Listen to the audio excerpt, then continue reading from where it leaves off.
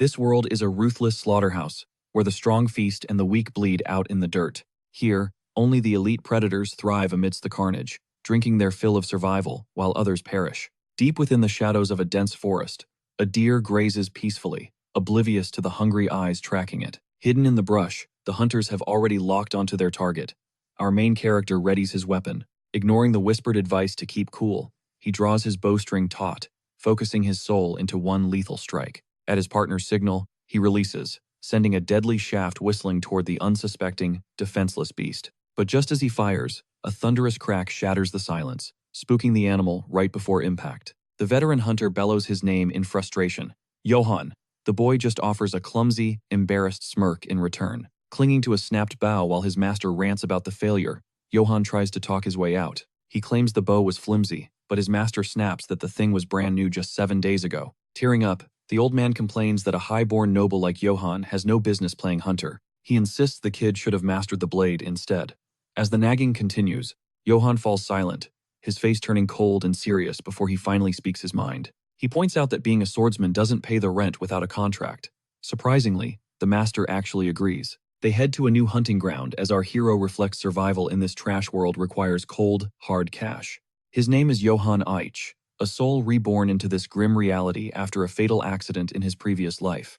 Though he's technically a noble, he's the family's lowest-ranked member, destined to inherit absolutely nothing but air. Suddenly, his partner's warning cuts through the air as a pack of vicious wolves lunges at them with fury. They gnash their razor-sharp fangs, closing in on the two hunters in the clearing with zero hesitation. Terrified, the old man bolts, leaving Johann alone. Yet, our protagonist remains eerily calm, lost in thought. He contemplates the brutal reality of this world, a dark, hyper-realistic version of a cruel medieval nightmare. This land is so unforgiving that even the dead find no peace in the desolation that surrounds them. His companion wonders if these corpses belong to their village, but Johann knows it's impossible to be sure. The young noble realizes the ultimate truth in this world. The weak only exist to satisfy the hunger of the strong. Clenched fists and glowing eyes signal his resolve. He refuses to be prey and screams his true desire aloud. All he wants is a mountain of gold.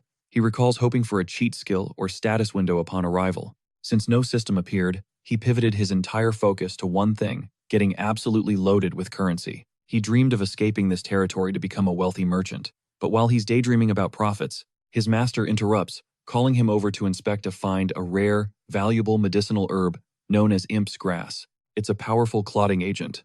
Johann instantly snatches the plant from his master's hand. He's already calculating the insane profit, giving a creepy, greedy smile while thanking his master for the easy money. His partner is left stunned. Seconds later, Johann spots a mysterious small pouch lying on the forest floor. He asks if his master dropped it, but the veteran hunter denies it, finding the discovery incredibly suspicious. No one sane wanders this deep.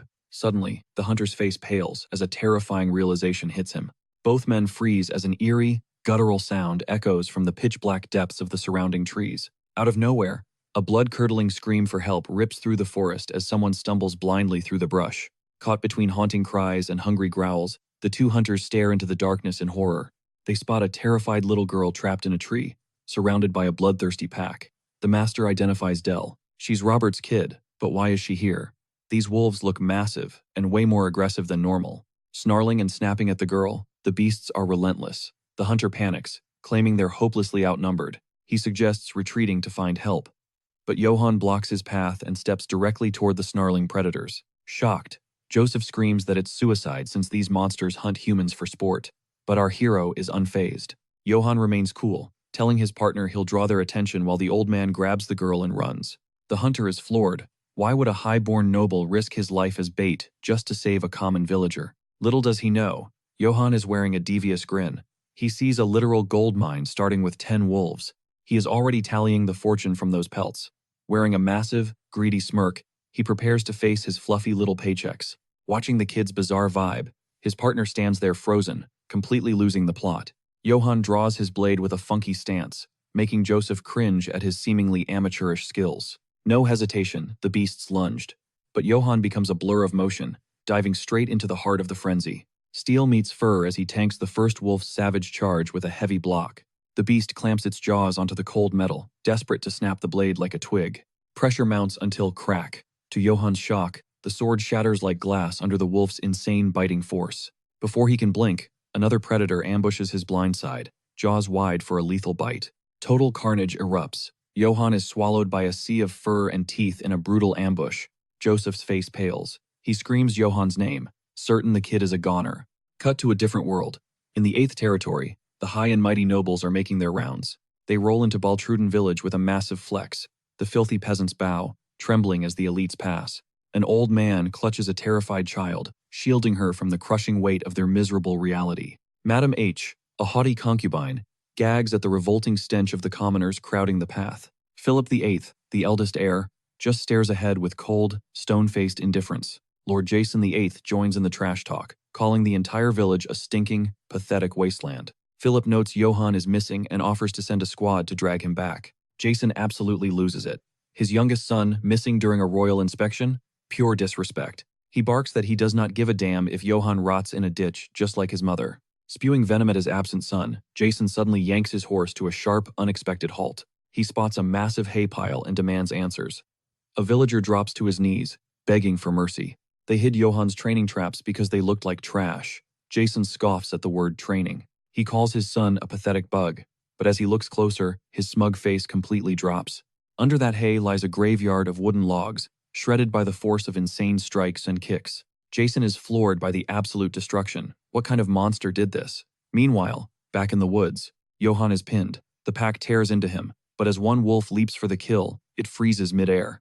Johann grabs the beast's jaw, whispering that swords were always just for show anyway. With beastly strength, he yeets the wolf away, sending the entire pack into a panic. Johann smirks. It's time to play by his rules. These aren't monsters, they are just walking ATMs. It's a dog-eat-dog world. To avoid being the prey, you need cold, hard cash. And to get that bank, he needs pure heat. As the wolves lunge, he clenches his fist tight. Unleashing his true form, he knows he needs power that shatters every human limit imaginable. Joseph is shook. He cannot wrap his head around the absolute unit standing before him. One clean punch. Johann's fist connects with a wolf's face before the beast even realizes it is cooked. The shockwave is massive, sending the surrounding pack flying like ragdolls through the trees. He snatches another wolf by the throat, radiating a terrifying, monstrous level of physical dominance. In one brutal, lightning-fast motion, he delivers a final, decisive blow to the helpless predator. The wolf hits the dirt, stone dead. Joseph just watches from the shadows, completely mind-blown. The old hunter cannot fathom this godlike strength. Amidst the carnage, Johann just gives a chilling smile. He is just thinking about the payday. He learned young that life was not going to be sunshine and rainbows. His older brothers were constant menaces, calling him a motherless bastard and dragging him through the dirt. Using their high status as an excuse, they used him as a human punching bag whenever they pleased. Face down in the mud, young Johann saw the world's true, cruel colors. No one was coming to save him. He realized then, the only person he could count on to survive this hell was himself. With that dark resolve, he began his master plan. Survival in this brutal medieval era was a gamble. But our hero held a hidden ace, the memories of a modern student. His mind overflowed with futuristic concepts that locals couldn't even fathom in their wildest dreams. Leveraging every scrap of data, he launched a hardcore training arc, fueling his body with a precision-engineered superfood diet. Observers gawked as he pioneered a workout routine rooted in cutting-edge sports science. He mastered close-quarters combat through years of relentless grind. After a decade of pure dedication, a buffed-up Johann could now pulverize massive trunks with one strike. His cold, focused gaze reflected the fruit of his labor. The raw power behind his fists was straight-up broken. He could literally uproot trees with his bare hands. Every session pushed his physical limits into the realm of monsters. Feeling reborn among the splintered wood, he questioned, was this titangent-like power a gift or a curse?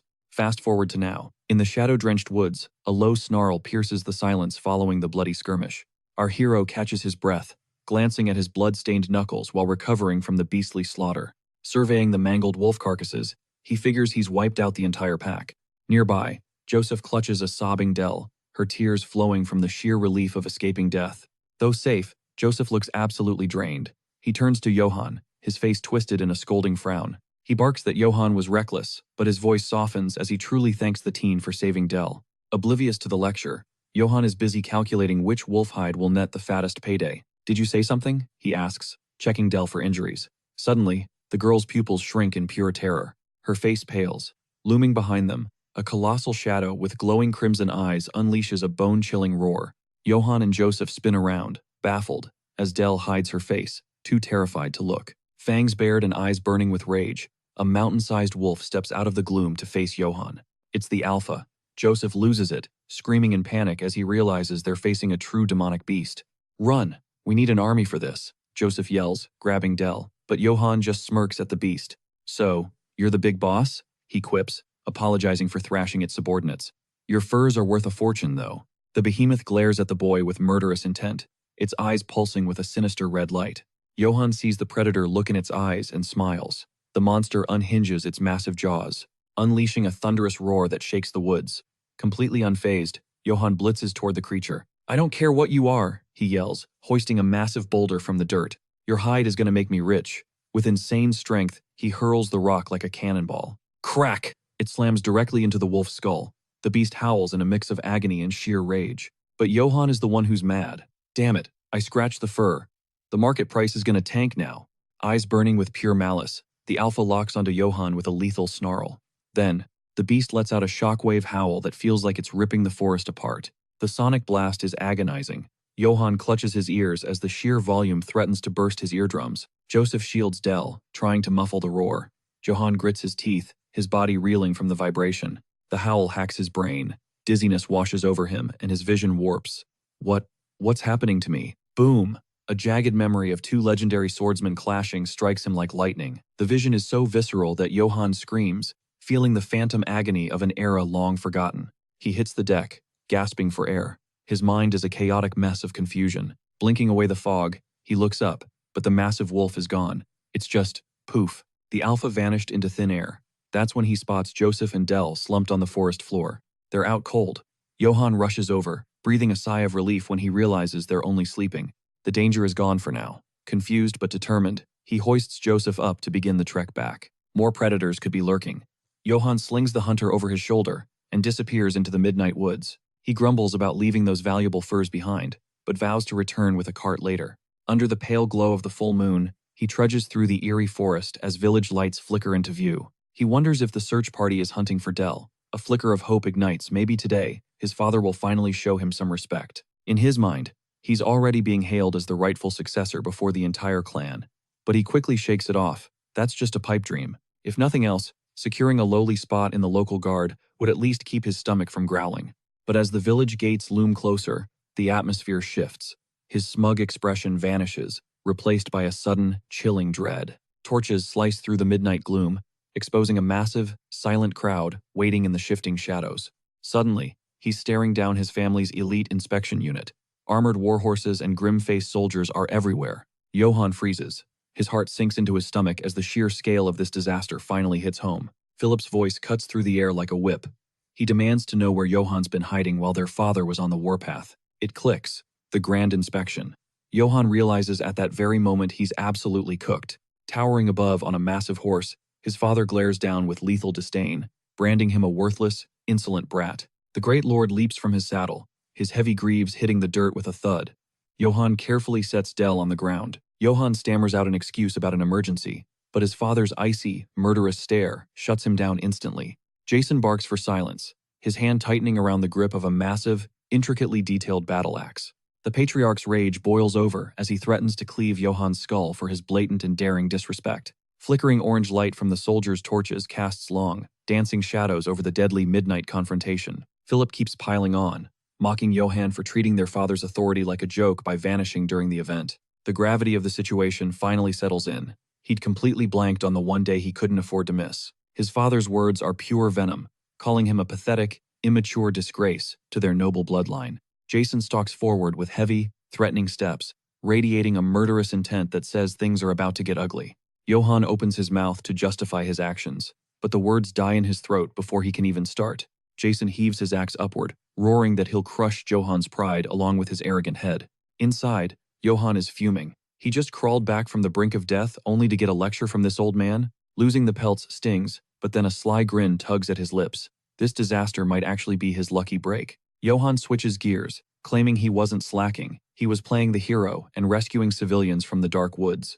Right on cue, a desperate cry erupts from the crowd as a man rushes toward the unconscious little girl. Weeping with joy, the man gathers Dell into his arms, sobbing prayers of gratitude for her safe return. He clutches his daughter tight, the agonizing hours of the search finally ending in a flood of relieved tears. Johann seizes the momentum, spinning a tale of how he single-handedly fended off a ravenous wolf pack to protect her. Whispers of awe ripple through the village as Johann declares he was simply upholding his duty as a true knight's son. He gives a perfectly timed, respectful bow, vowing to dedicate his very life to the safety of the estate. Then comes the kicker. He demands the captaincy. Philip's face turns a brilliant shade of purple with pure rage.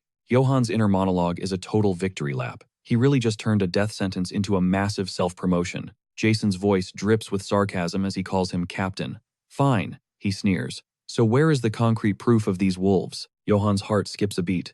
He's furious. He didn't think the old man would actually ask for receipts. Plastering a confident, if slightly forced, smile on his face, he doubles down on his heroic narrative. He goes for the gold, claiming he even crossed blades with the legendary Great Dark Wolf. The crowd is left in shock. That did it. Jason's face contorts into a mask of pure fury. That blatant lie about the legend was the breaking point.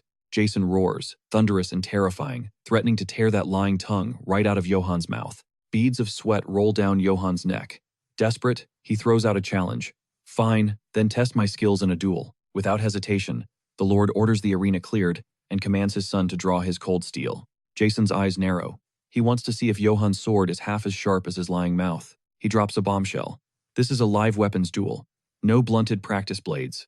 Johann's blood runs cold with surprise. Philip thrusts a blade toward him, hissing that he should start begging for mercy if he wants to survive this. But Johann's pride won't let him bend. A real man doesn't tuck tail and run, no matter the odds. Shoving Philip aside, Johann steps forward with a smirk, while Jason slowly lowers his menacing battle helmet. Tension thickens as they face off. Johann is desperate for a shred of respect from his old man. Proving his worth is everything. Eyes sharp, he locks onto his target. One fight to decide his destiny. Suddenly, Gazen's expression shifts into utter shock. A terrifying crimson energy surges from Johann's blade.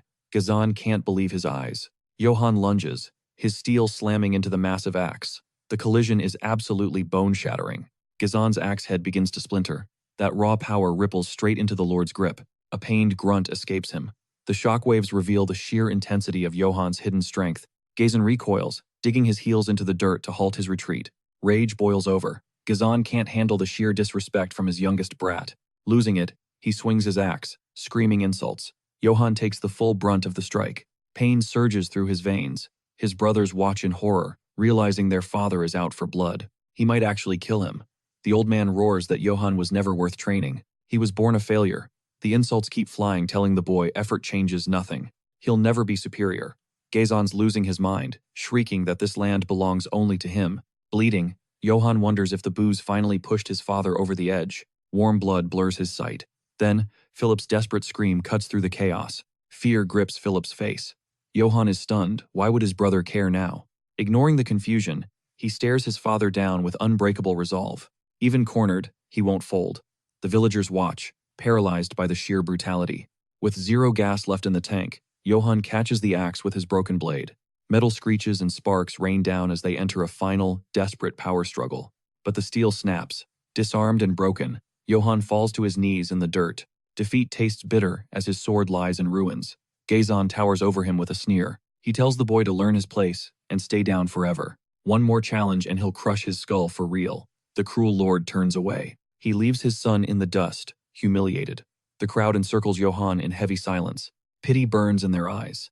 Nearby, whispers spread about how twisted Gazan's actions truly were. It was pure malice. Inside a chapel, a blond man fumes. Father Valbert demands honor, questioning how a parent could be such a monster. Johann gets patched up, faking a smile and joking that at least he's still breathing. Valbert rants about Gazan's cowardice and intoxication. Johann just sighs, facing the cold truth. He's weak and lacks formal training. Valbert reminds him that his father is a seasoned veteran. He holds family secrets. Valbert mentions a legendary knight from the neighboring lands, a man who wiped out 300 soldiers solo.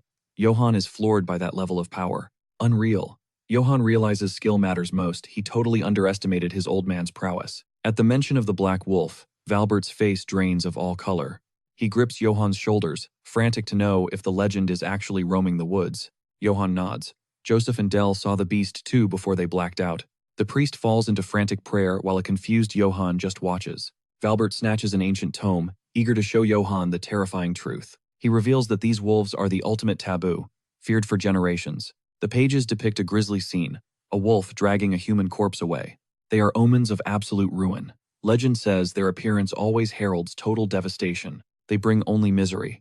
Johann falls silent, letting the dark history sink in. He's skeptical, but maybe the beast was a dark omen of today's disaster. The cleric nods with a reassuring grin, dismissing the chilling wolf tales as nothing more than dusty old folklore. He credits divine favor for his noble spirit, leaving Johann stuck with a forced and incredibly awkward smirk. Our hero questions his own virtue, knowing deep down that his only true devotion is to cold, hard cash. Meanwhile, a literal hellscape begins to unfold near the Eighth Estate within the barony of Brits. Choking smoke and dancing flames swallow the air as agonized shrieks of pure despair echo through the night. Amidst the carnage, a terrified mother shields her child, her desperate cries for mercy lost in the absolute chaos. Her prayers fall on deaf ears as an unspeakable horror looms over the two trembling, helpless souls. In a flash of cold steel, their lives are snuffed out, leaving only a lifeless hand reaching out in silence. A pale limb rests in the dirt, marking the end of a bloody massacre as two knights chat nearby. One warrior mocks the futility of fleeing death, while the other simply scoffs at the senseless cruelty of it all. Without a hint of remorse, mercenaries stack the corpses into a mountain of flesh, preparing to burn the evidence. These cold-blooded killers don't care for morals. They only care about the heavy gold coins in their pockets. Before a massive, flaming gate, a warrior bows low to a shadow-draped and imposing figure known as Keramov. He reports that the slaughter is complete, presenting the shattered remains of the noble Brits family crest. The mysterious commander pulverizes the ring in his palm, spitting the Brits' name like it's pure poison. With a sneer, he mocks their weakness, disappointed that a knight couldn't even survive 2 measly swings of a blade. Keramov declares himself the Emperor's iron will and the undisputed sword of the Holy Empire. Acting as the feared seal collector, he vows to purge every corrupt noble by His Majesty's absolute decree. He promises legendary riches to his followers before signaling his army to raise everything in their path. His ruthless legions, sporting wolf-embossed shields and bloodshot eyes, prepare for the next wave of destruction. They celebrate the upcoming fall of the Eighth Estate as we plunge back into the protagonist's harrowing vision. The two titans clash with lethal precision, the Black Knight parrying every strike with terrifying, effortless ease. With a cold glare of superiority, the warrior in obsidian armor proves he's on a completely different level. In a blur of motion, the Dark Knight shatters his opponent's guard and sends his weapon spinning away. Stripped of his defense, the helpless warrior watches his blade fly as the final killing blow descends. With one swift, brutal execution, a head is severed from its shoulders in a sickening spray of crimson. The decapitated body collapses as blood paints the arena, while a lone helmet clatters across the cold stones. As the helmet settles, the dark visor reveals the unblinking eyes of a fallen, lonely soul. The camera zooms in, delivering a gut-punch realization. The defeated warrior was none other than our main character. Johann bolts upright with a jagged scream, his heart hammering as cold sweat drenches his trembling body. He gasps for air, desperately trying to convince himself that the horrific execution was just a twisted nightmare. He exhales sharply, still reeling from the trauma of the dream that's haunted him since the wolf appeared. The same gruesome death has played on loop for days, making the priest's warnings echo in his mind. The image of that beast howling under a blood-red moon lingers like a curse in his waking thoughts. Johann tries to shake it off, clinging to the hope that these omens are just superstitions for children. But the mention of the sign of Demis hangs heavy in the air, cranking his anxiety to 11. He forces a hollow laugh, joking that he hasn't done anything to earn such a legendary streak of misfortune. Then, he recalls brutally crushing the monster's skull with a massive boulder and feels a sudden wave of guilt. With a sheepish grin, he admits to himself that he might have pissed off the creature just a bit. Shaking off the dread, the young man decides to channel his nervous energy into some high-intensity strength training. Under the orange glow of a fading sun, he dives into his grueling workout with absolute, unwavering focus. His grind is cut short by the mocking voices of his older brothers, calling him a pathetic, useless brat. They parrot their father's orders to stay invisible, sneering at his efforts to improve himself in secret. They clown him for his ego, reminding him that he's all talk after getting absolutely wrecked in combat. They dismiss his training as a cheap party trick, laughing that he'll never be elite enough to join the guard. He tightens his grip, locking eyes with the massive trunk. It is time to unleash his true power. A lone strike explodes against the wood, splintering the giant tree into a million jagged shards. His brothers stand frozen. Their eyes practically pop out as their jaws hit the dirt in sheer disbelief. The timber snaps like a toothpick, a brutal testament to the hellish training he has endured. Casting a wicked smirk their way, he dares them to repeat that trash they were just talking. Terrified, the pair bolts, screaming threats about snitching to their father as they disappear. Johann just sighs. He scoffs at those pathetic losers, wondering how they will ever survive on their own. Blocking out the noise, he refocuses. The path to ultimate strength requires total concentration. A sudden voice cuts through the air, confirming that their brother's claims about the old man are legit. Philip steps forward, dropping a truth bomb. Their father has zero plans to give Johann any rank. Unfazed, Johann shrugs. He is just glad he is not being marched to the executioner block today. Philip asks if he is hurt, but Johann brushes it off. He will carve out his own destiny regardless. Then comes the twist. Their father is actually terrified of Johann's hidden potential. Johann goes dead silent. His face hardens as the weight of Philip's revelation finally sinks in. Philip explains that Johann's raw power scares the man, who only wants weak, obedient puppets. The Count wants loyal dogs, not independent lions. To him, Johann is way too hard to control. Jason fears history will repeat itself. He is worried Johann will overthrow him like he did his father. The revelation catches him off guard, but Johann quickly laughs. To him, the whole theory sounds like nonsense. Shifting the mood, Philip signals his servant to bring forth a mysterious heavy bag for his brother. The bag is unzipped, and Johann leans in, his curiosity piqued by whatever treasure lies within. Johann's eyes practically double in size as he stares at the loot inside. Philip reveals high-tier gear, a reinforced chest plate, and a sturdy coat pulled from the castle's secret stash. Unlike their father, Philip is not an idiot. He knows real talent when he sees it. Johann locks in, absorbing every word of Philip's proposal with a newfound intensity. Philip makes a vow. Once he takes the throne, Johann will lead the 8th Guard as its captain. Johann fires back, insisting he is no troublemaker. He is just defending himself against those baseless accusations. Philip tosses the gear over and turns away, leaving Johann alone with his new equipment and thoughts. As the sun bleeds across the horizon, Philip and his servant vanish into the fading light. Watching them go, a chill crawls up Johann's spine. Something feels strange. He stares at the armor. Cold sweat breaks out as he recognizes it from his horrific nightmare. Dread washes over him. If he wears this, is he fast-tracking himself toward that same bloody ending? Yet, a spark of defiance remains. He believes he can defy destiny and rewrite his own path. Ignoring the omens, he trusts his gut. He chooses to don the gear and face fate head-on. Strapping on the plate and cape, he feels a surge of power. He is ready for whatever awaits. Darkness swallows the land, ushering in a night filled with dangerous new trials and legendary adventures. Down at the local pub, the air is thick with gossip about the village's recent crazy events. A villager shouts that Johann is a real one, a hero who saved Dell and Joseph from certain death. The crowd agrees. Johann is a saint compared to his father, who is just a pathetic, drunken skirt chaser. A hooded stranger eavesdrops from the shadows, letting out a low, mysterious chuckle over his ale. Another man grip tightens until his mug shatters. He clearly hates the Lord just as much. Dell's father stands up, declaring that the booze is on his tab. It is time for a celebration. He raises a glass to young Johann, the righteous warrior who snatched his daughter from danger. One guy calls out the stranger, asking for his name since he is definitely not a local face. The mystery man smirks, noting how bold the peasants are when trash-talking their own lord. Outside, he eyes a drunkard passed out in the mud, scoffing at the idea of a future captain. Johann can't just walk past a citizen in need. With a friendly smile, he steps up to offer the man a hand home. But the moment he reaches out, a bone-chilling sensation strikes his neck. His helpful expression shatters into pure terror. The drunk was a trap. An assassin lunges, pressing a lethal dagger against his throat as Johann stands there, completely paralyzed. He's frozen solid by the sudden ambush in the heart of the village. Nearby, a solitary wooden house sits in silence. The darkness feels suffocating as the shadow of death looms.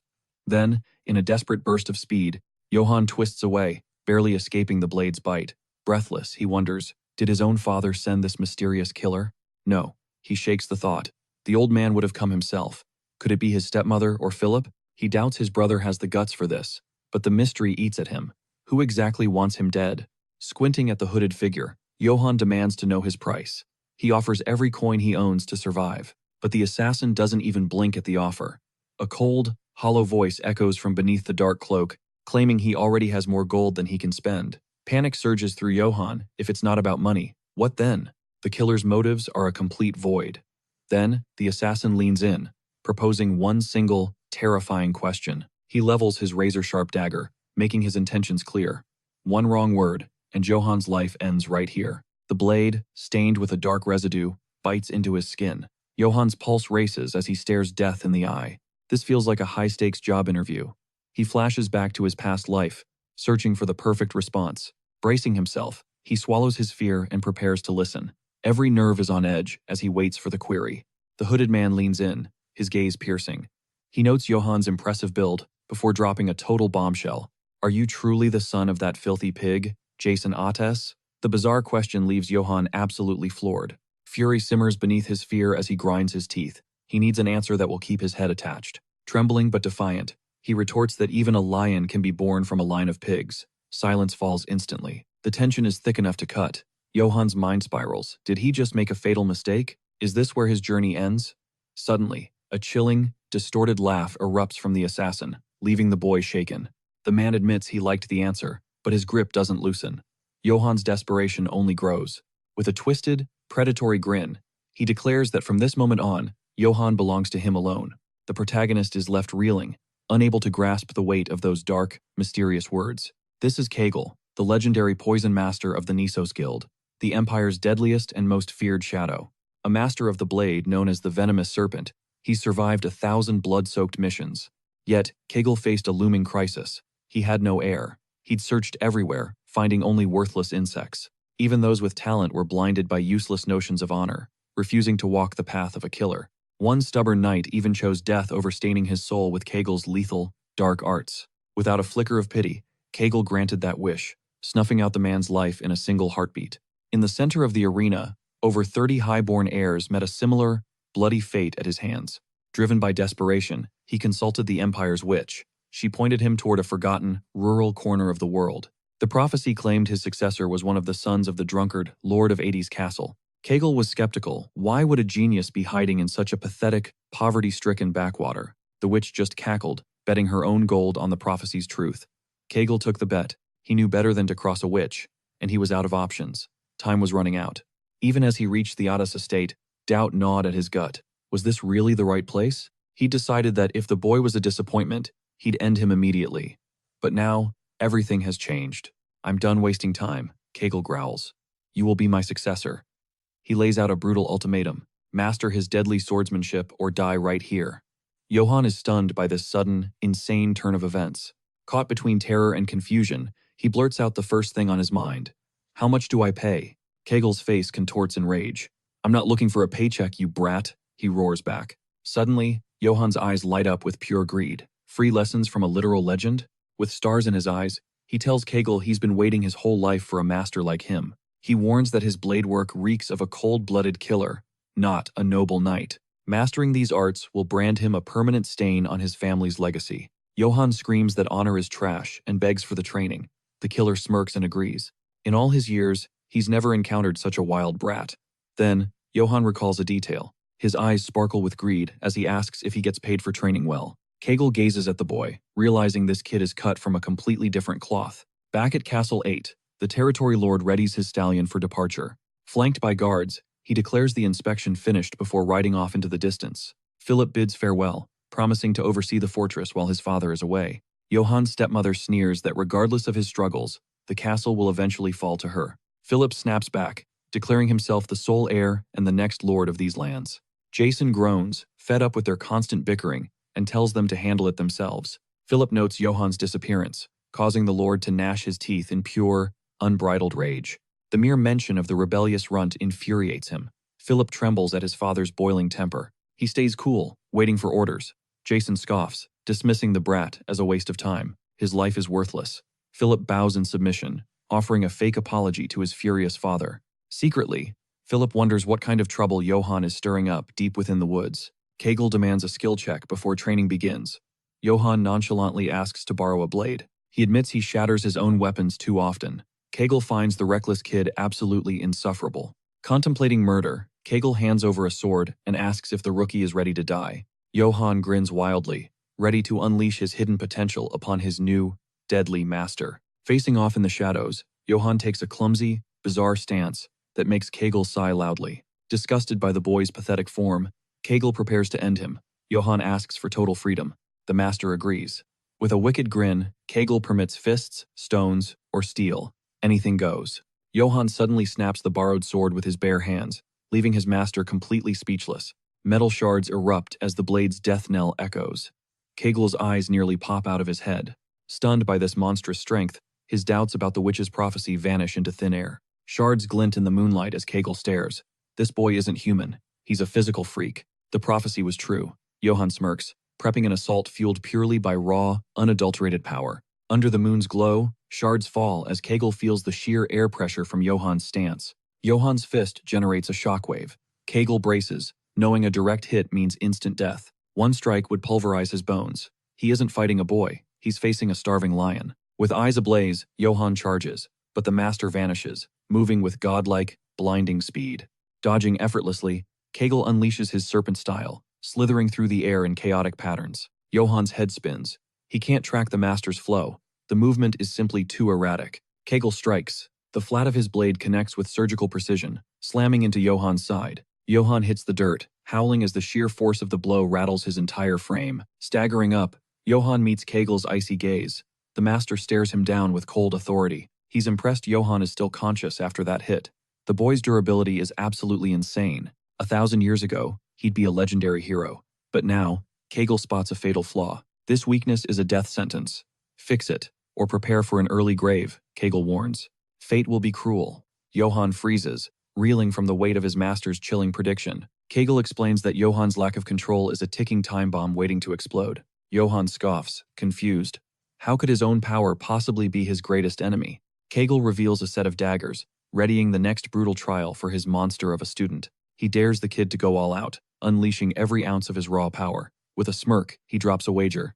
Snap his blade, and a massive reward awaits. At the mere mention of treasure, our hero's eyes turn into literal dollar signs. Total 180. He takes the bait instantly, charging at the master like a man possessed, desperate to secure that bag. Without a proper blade, he grabs a massive tree trunk, swinging it like a makeshift club of pure destruction. The collision is absolute chaos. Steel grinds against wood as sparks erupt like fireworks. Johann feels the bone-shattering recoil vibrate through him. He mashes his teeth, fighting against the crushing pressure his master exerts. Then, a warm droplet leaks from his eye. His body is literally screaming under the strain. This feels way too familiar, a dark flashback to the brutal beatdowns from his father. Kegel scoffs, noting the boy is drowning in his own unrefined strength. It's time to master the flow, not just the force. The warning is chilling. Master this overwhelming energy now, or it will be the very thing that puts him in the ground. To prove a point, the master flicks a blade shard, pinning it perfectly into the boy's armor. Johann's jaw drops. The stakes are real. Survival depends on control. Johann finally gets it. Kegel watches his pupil closely, sensing the latent potential bubbling just beneath the surface. He promises that once Johann tames this beastly power, he will reach a level of god-tier strength beyond his wildest dreams.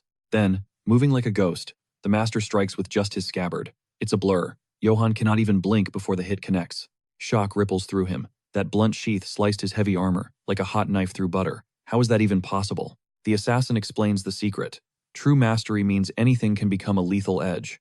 A blade is just an optional accessory. A dark grin creeps across his face. The boy's potential is terrifying. But enough talk, the warm-up ends here. Welcome to the real hell. The training ahead is a nightmare scenario, and there is zero guarantee our protagonist makes it out alive. With a gaze that could kill, he asks one final question. Is the boy truly ready to dance with death? Johann just smirks, radiating pure confidence. Meanwhile, back at Eight's castle, life seems normal, but looks can be deceiving. As Johann suffers through his hellish regimen, a mysterious hooded figure stalks the village, scouting the area with a calculated gaze. Covered in bruises and exhaustion, Johann pushes through. He thinks he's getting the hang of holding back, but control is a fickle beast. It's a constant struggle to keep his titanic strength in check. Suddenly, something catches his eye in the castle's main square. A squad of elite elven soldiers has arrived, standing tall and imposing. Their presence practically screams high-level danger. Johann marches up to investigate, but a guard shuts him down instantly.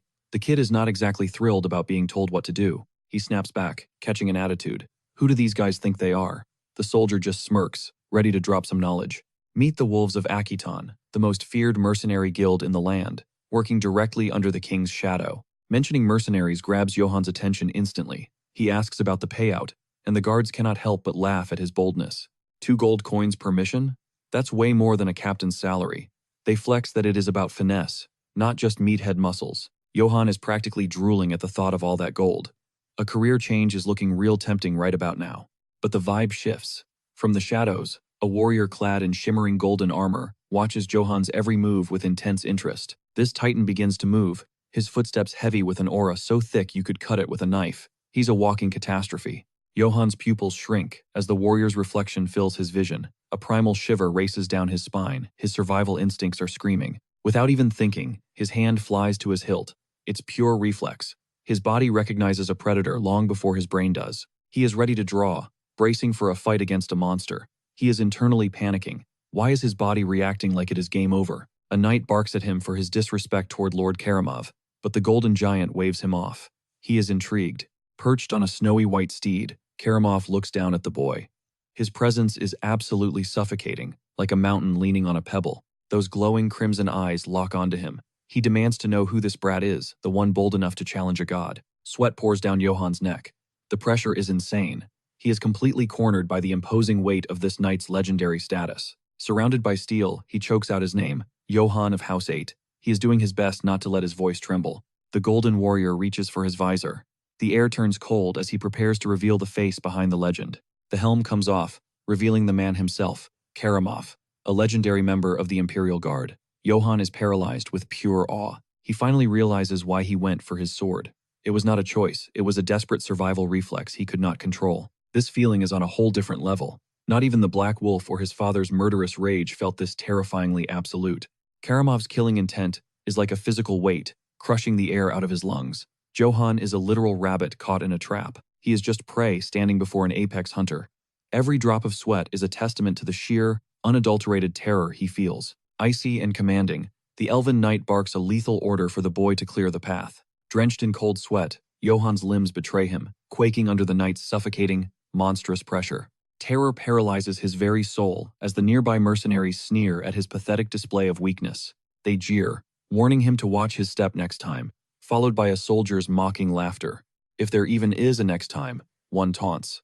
Jane, a trainee, wonders if leaving him is right. Smirking, Keramov dismisses the drama for today and marches his squad directly into the heart of the fortress. Abandoned and bewildered, Johan stands in silence, his mind racing over the Emperor's elite appearing out of nowhere. Stunned by the news, Philip sprints to the courtyard to welcome the legendary knight with desperate haste. Gasping for air, he puzzles over why such a high-ranking powerhouse would bother with this backwater territory. He claims his title as House 8's heir before his stepmother and her son, John, make their entrance.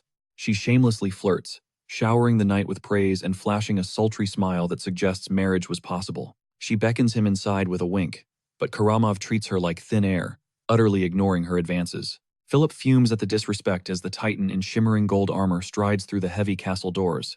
He seizes the throne without a word, demanding to know the whereabouts of Lord Gazon in a chilling tone. Both Philip and his stepmother stand frozen, shell-shocked by the knight's sheer, unbridled disrespect for their status. John attempts a weak protest against the insult to his father, but his mother quickly cuts him off. She insists his behavior is earned, given his status as the Empire's most formidable and unrivaled blade. Philip spots her manipulation, but Karamov's roar for silence and their immediate departure shatters any political maneuvering. Demanding wine, he settles in to wait for Gazan, his hand never straying far from his lethal blade. As he waits for a bloody reckoning, Johan is miles away, pushing his body to the absolute breaking point. Sharpening his lethality under his master, the scene shifts to Keramov, unmasking his arrogant, battle-hardened visage. The fuse is lit. These two powerhouses are destined to collide in a clash that will reshape their fates. Eyes on me, Keglo bellows, as Johan grinds his teeth against the searing agony of the training session. He barely evades the lightning-fast strikes until a thin crimson line blooms on his throat. He's too slow. The master warns that a poisoned blade would have ended his journey right then and there. Johan admits his focus is shot. Something feels dangerously wrong about those imperial knights crawling through the village. Strangers are policing his own family's gates. His expression darkens as the gravity of the situation sinks in. Locked gates make no sense, but Kegel bluntly asks what a weakling like him could possibly do anyway. Kegel explains that Keramov is the continent's apex predator, the very foundation of the Empire's military might. Shocked, Johan questions if the elf truly outclasses his own master. Kegel responds with a heavy, chilling silence. Looking grim, the master confesses he'd retreat instantly, rather than face that monster in a fair fight. You never know until the end, Johan argues, only to be met with a swift, corrective blow to the head. Know your place, brat, Kegel roars, reminding him he can't even harness his own raw, chaotic power yet. He mocks Johan's amateurish skills, claiming he's fodder for Keramov, but the boy's eyes burn with fierce resolve. Johan vows to sharpen his soul for the coming storm, earning only a weary sigh from his mentor. Grudgingly accepting his pupil's stubbornness, Kegel orders him back to work as their hellish training resumes with fervor. Steel shrieks against steel, echoing through the woods as Kegel drives him forward with a relentless, brutal assault. Refusing to break, Johann pours every ounce of his being into matching his master's god-tier speed and precision. Desperate to absorb every technique, Johann struggles against the master's blindingly fast and pinpoint-accurate strikes, pushing him to the brink. A furious Kegel screams for the boy to transcend his pathetic human limits. Gasping for breath, Johann wonders why his overwhelming power still can't land a single scratch on his mentor. He curses his own incompetence, unable to even pierce a simple sheath despite the fire burning in his veins. Kegel shifts his focus, instructing the boy on the lethal art of force flow and pinpoint energy concentration. Poised for a strike, he warns the boy against reckless, blind swinging. Every ounce of power must flow into the blade's tip. Slowly, Johann's instincts finally awaken. He's mastering true restraint. Kegel hears it, the boy's sword hums with a lethal, sharper edge. The progress is staggering. Their training turns into a fierce, high-stakes dance of clashing steel. Deep within the shadows, our hero finally feels the rhythm of the blade. He readies a killing blow, channeling every fiber of his being into one single point. Eyes blazing with a sapphire glow, he's ready to unleash his newfound evolution on his master. Kegel senses the shift. If he doesn't guard now, this next strike could be fatal. They collide, a blur of steel and lethal intent, as secret techniques clash in one frame. With a cocky smirk, Johann successfully grazes the tip of his master's weapon sheath. "I did it," he roars, riding the high of finally mastering the elusive flow of power. It feels easy now, unlike the hellish start. Kegel just stares, absorbed in heavy silence. Thinking it was pure fluke, the master beckons his pupil for a much deadlier challenge. Sword drawn and ready, he warns that the kid gloves are officially coming off this time. "Come at me." Johann lunges, mimicking the serpent technique, shrouded in a surging blue aura. Shaken by the boy's prowess, Kegel barely escapes the strike with a desperate, last-second leap. Johann celebrates like a madman, ecstatic at having outplayed his master during their high-speed sparring. The legendary assassin stands stunned. Who is this kid? His learning speed is absolutely terrifying. Basic force control was the lesson, yet here he is, wielding the secret serpent's tongue. He's flawlessly replicated a move witnessed only once during their very first encounter. This is insane. To his master's horror, the boy's execution is cleaner than the original creator's own form. Kegel falls silent, struggling to wrap his head around his disciple's god-tier, monstrous potential. Instinct screams that barring a miracle, he can no longer hope to best this young prodigy. The Empire's top guild master sighs, whispering the truth. His student is a literal monster. Oblivious, Johann cheers, thrilled to have mastered a skill that guarantees his future survival. Suddenly, Kegel declares their time is up. He's departing the forest the moment the sun rises. Caught off guard, Johann protests, feeling like he's only just started scratching the sword's surface. Reluctantly, the master confesses. In just 1 week, the student has already surpassed the teacher. Content that his legacy lives on, he grants the boy freedom to forge his own path. Bidding farewell, he acknowledges Johann's grit. Reaching this height of power was no small feat. Johann questions the sudden exit, but the master insists his restless soul never stays put for long. By the flickering fire, Kegel explains it's not the job, it's just his nomadic nature calling. The boy pivots, asking about those dark omens like that terrifying black wolf from his past. He recounts the beast and that haunting, recurring nightmare of his own head falling to the floor. Johann admits that when his master first appeared, he mistook him for the herald of death. Kegel scoffs. Bad luck is fluid. Had he killed the boy then, that would have been the sign. Under the starlight, the master readies his final nuggets of wisdom before vanishing into the night. His parting advice? Find a blade worthy of his raw power, something forged from legendary Danish steel. This mythical, mana-infused metal is a relic hidden deep within the world's most ancient ruins. With the forging secrets long dead, these weapons are priceless artifacts of a forgotten era. Johann asks about the price, but Kegel laughs he couldn't afford it in 10 lifetimes of saving. Confused by the suggestion, Johann listens as his master bluntly highlights how broke he actually is. Run when in danger, kill when cornered. Above all else, the master's final order is simple: survive. Johann vows to endure. Meanwhile, miles away at Eight's castle, the night takes a chilling turn. Amidst a thick air of mystery, a woman leans in, asking Keramov if the drink satisfies. Perched arrogantly on the throne, the knight sneers at his drink before hurling the goblet aside in total disgust. As glass shatters against the stone wall, Keramov growls that only the vintage in Lord Gazen's private chambers is worthy. He spits at the situation. Johann's stepmother purrs, offering him a more intimate room, but he meets her with icy silence. Flashing a predatory grin, she persists, whispering that the Lord's bed is plush and he definitely won't regret the visit. She hints they could share a night of forbidden pleasure together, but the knight's gaze remains cold and utterly bored. In a voice like a sharpened blade, he barks for the woman to vanish and leave him to his own thoughts. Rejection stings her like a slap.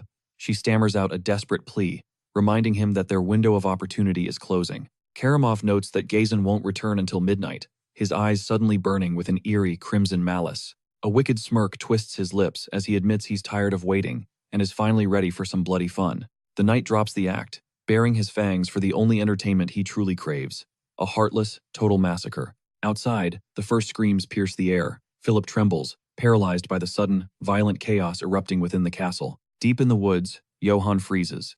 The wind carries a foul stench, and a cold dread settles in his gut. His eyes snap toward the horizon. Thick plumes of black smoke choke the sky. What could be burning out there? His heart sinks as he spots the village. An absolute inferno. Why would his home be swallowed by such devastating flames? Elsewhere, Johann's father, Jason, gallops home. He stares in disbelief at the madness unfolding before his very eyes. A soldier shouts over the roar of fire, warning that the blaze is out of control and they must move. Without a second's hesitation, Jason kicks his horse into a desperate, thundering gallop, racing against the ticking clock. He bursts through the smoke, skidding to a halt at the gates, desperate to uncover the truth of this nightmare. But the elven sentries only sneer, taunting him.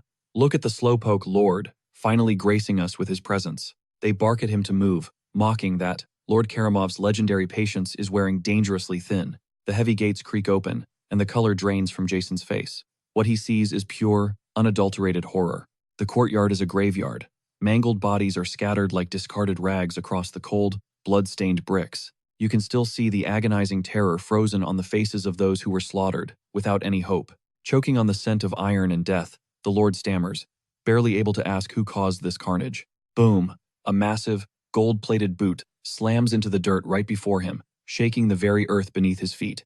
It's Keramov. The knight looks down with chilling indifference, mocking Jason for his fashionably late arrival to the bloodbath. Sweat pours down Jason's neck. He says nothing, his knuckles turning white as he grips his axe with trembling fury. Then, his rage erupts. He bellows at the top of his lungs, demanding to know what the hell Keramov is doing. With a smug grin, the knight points a finger, accusing Jason of high treason and plotting against the Emperor's life. The verdict is death. He coldly declares that the entire Eye's bloodline is to be erased from existence, starting now. Jason screams that this is a lie. It's nothing but a baseless purge, a sick setup to destroy his family. He spits a challenge at the knight, asking what right he has to play God and ruin innocent lives. Keramov doesn't even blink. He turns his back and signals the herald to sound the war trumpet's grim blast. His command is absolute: seize the family seal and leave no soul alive within the borders of this land. The Elven Legion surges forward like a tidal wave of steel, ready to wipe this territory off the face of the map. Within minutes, the village is a roaring furnace. Homes crumble into ash as the night turns bright with destruction. Through the smoke, an elf looms over the broken Father Valbert, calling the old priest's pitiful existence a cruel joke. The soldier sneers, demanding the location of the Lord's bastard son before he sends the priest to the afterlife. As the blade rises for the killing blow, a shadow flashes. Out of the embers, our hero finally arrives. Clang. In a blur of motion, Johann parries the strike, his steel meeting the soldiers in a shower of sparks. Valbert gasps, the cold edge of death having been mere inches from his throat. He's alive, but barely breathing. Looking up, he sees a familiar face. Johann? He whispers, and our hero nods, his eyes burning with resolve. What happened here? Johann demands. The priest chokes out that the Emperor's forces have descended into mindless, bloody madness. He adds the crushing news. Lord Jason has likely already fallen to the same brutal fate as the village. Now, cold corpses litter the blood-stained earth. Witnessing this carnage, our hero grinds his teeth as raw fury boils inside his soul. Seeing Dell's tiny hand resting on her father, he reaches a grim realization. Turning toward the trembling girl, his eyes harden. He commands her to seek refuge with Father Valbert. Then, our protagonist rises and strides directly into the heart of the absolute chaos. The priest screams in desperation, begging him to turn back and flee for his life before it is far too late. But our hero doesn't flinch, completely ignoring the frantic warnings. Slowly, he tilts his head upward toward the gray, suffocating sky. His blood runs cold at the sight his father Jason's severed head is spiked upon a standard for the entire world to see. A nearby sign coldly announces that the Duke was executed for treason. It serves as a brutal warning from the Emperor himself. It declares that anyone touching the remains without permission will face certain death. Our boy stands there in a deafening, haunting silence. He processes the slaughter of his father and his entire home. Suddenly, An elven soldier catches sight of the lone survivor. He sneers, asking what that low-born trash is doing there. Their commander scoffs, wondering if the coward returned just to die. Without a single word, our hero erupts forward and lunges. With a lightning-fast strike, he aims directly for the arrogant Keramov. The knight parries with his own blade. The collision is so violent that sparks spray everywhere across the chaotic battlefield.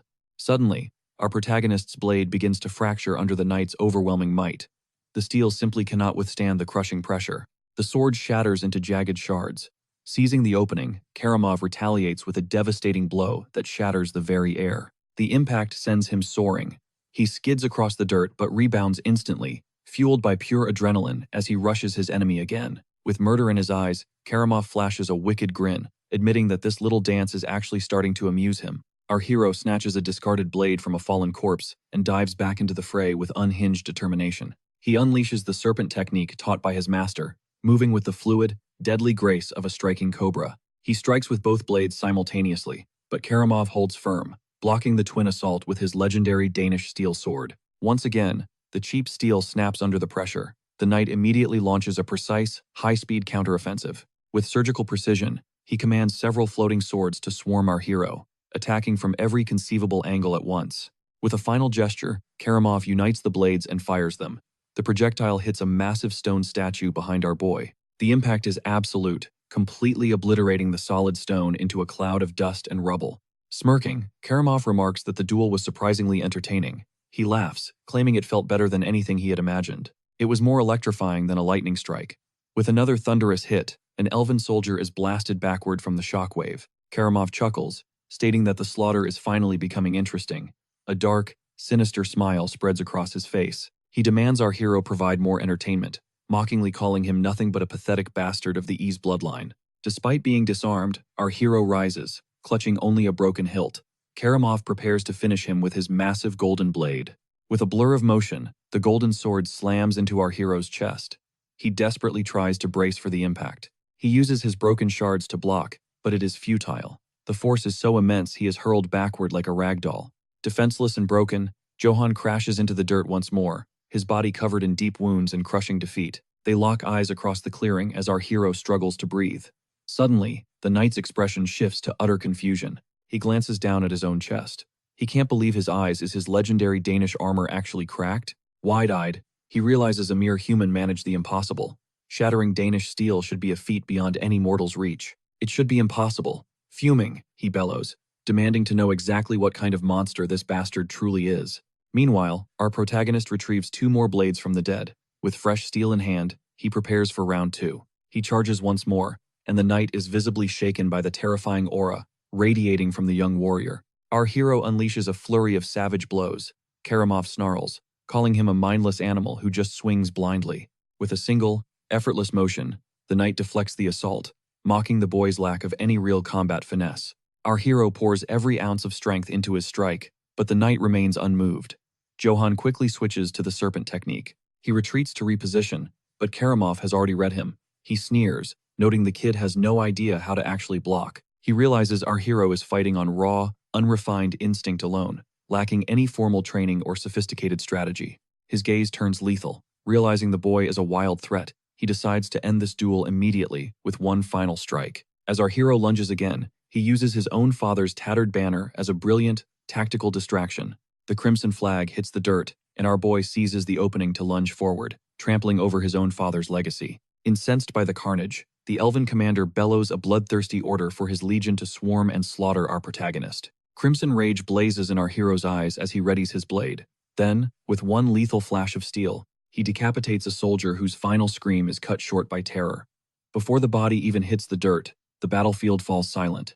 Another warrior charges with a frantic cry, but our hero ruthlessly cleaves him in 2. The elf's agonizing shriek echoes through the chaos, as our boy's quest for vengeance transforms into an unstoppable rampage through the burning remains of the village. Haunted by his own path, he questions his destiny while marching toward the castle. Elsewhere, Father Valberg clutches little Dell tight, insisting they flee immediately. He knows that storming the fortress now would be nothing short of a suicide mission. A sudden voice calls his name, stopping him cold. To his absolute shock, he finds his brother Philip, battered and bleeding, but miraculously alive. Our hero rushes over, demanding to know why he returned to this living nightmare. Philip gasps for air, begging him to run before the shadows claim them both. With his final flicker of strength, he fumbles with his visor, desperately trying to pass a mysterious object to our hero. With trembling, bloodied hands, clutching the helmet his brother surrendered, our protagonist watches as Philip's life fades away, leaving him utterly alone in the dark. The weight of his father's warnings about status clashes with his master's cold, calculated advice in his mind, urging him to retreat from the Emperor's elite knight. He was warned that Keramov was an invincible monster, yet a deadlier lesson from his assassin master resurfaces. If blood must be spilled, ensure the enemy never rises again. Fueled by that memory, he realizes the time for hesitation is over. It is finally time to hunt. With iron resolve, our hero rises and stalks toward the castle gates alone, a solitary shadow draped in steel. The elven sentries freeze in disbelief as the young warrior emerges from the smoke, sword gripped tight. One soldier barks out a confused insult, demanding to know where the guards went. Our hero's knuckles turn white as he roars the knight's name, Keramov, with a fury that shatters the air before exploding a soldier's skull with one punch. He demands the commander face him, his heavy footfalls causing the very earth to tremble under his absolute killing intent.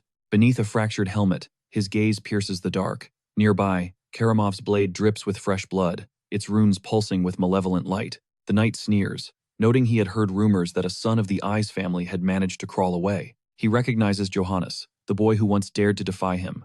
But our hero isn't there for a polite conversation. He tells Keramov to stop talking and just see him as a human who is beyond fed up with his existence. The knight let out a mocking laugh, claiming the boy threw away his only chance at life for a worthless cause. With a sadistic grin, Keramov raises his glowing claymore, officially welcoming the boy to his final resting place. Since he is so eager for a grave, our hero's eyes flash with a deadly light, promising to return the favor. The knight lunges forward, his blade humming with the promise of a swift execution. Steel clashes against steel, sparking a violent duel of raw power and elite swordsmanship. In a blur of motion, Keramov strikes, sending our hero's helmet flying. He vows to take the boy's head next, calling him a mere child as he pours every ounce of strength into a finishing blow. Suddenly, the knight's heart skips a beat. He senses a terrifying shift in the air as our protagonist unleashes the serpent technique. A brilliant azure light erupts from the blade, manifesting as a colossal spectral serpent, ready to devour its prey. The strike connects with bone-shattering force against the knight's arm. The impact is so immense that his legendary Danish plate begins to splinter like glass. Without slowing down, our hero's sword drives deep into the knight's chest. Keramov howls in pure agony and disbelief, unable to process how a mere boy bypassed his perfect defense. In the reflection of the knight's visor, he sees the blur of a clenched fist coming straight for his face. Our protagonist hammers a devastating punch into the golden helmet, sending shockwaves through Keramov's entire frame. The force is so astronomical that the reinforced steel shatters into a million pieces. Keramov's screams of pain fill the courtyard, humbled by the young man's overwhelming power. His legendary sword slips from his numb fingers, thudding into the brick floor. Doubled over and gasping for breath, the wounded knight clutches his side, staring at our hero with wide, panicked eyes. He finally recognizes the secret arts of Kage, realizing the boy had been masking his true lethality all along. Now, our protagonist advances like an omen of death, radiating an aura of pure, unadulterated vengeance. Keramov coughs up thick crimson, the dark pool widening beneath him as his life begins to drain away. Struggling to remain upright, the once proud knight trembles, forced to face his end while wearing his fallen brother's legacy. Johannes locks eyes with his foe, his gaze cold as ice. Powerless to resist, Keramov finally collapses onto the dirt. Our hero steps closer, demanding to know why he butchered his people. The broken knight spits out a response, claiming his atrocities were for the Emperor's greater glory. He insists the Holy Empire faces a looming, existential threat, and that His Majesty only acted to restore order. He then mentions his legendary blade, the infamous Sword of Karma. Even so, violent coughs rack his lungs, pinning him to the ground. Suddenly, a twisted laughter erupts from him, admitting that Johannes has actually impressed him. After decades of slaughter, he's never witnessed such raw, overwhelming power. Thus, he offers him a spot in the Empire's ranks. He claims the Emperor craves a monster of his caliber, promising infinite riches, eternal glory, and mountains of gold. He even offers a massive, lush territory to rule, total autonomy over his new lands, plus a royal knighthood bestowed by the Emperor himself, an invitation to serve as the Emperor's twin blades.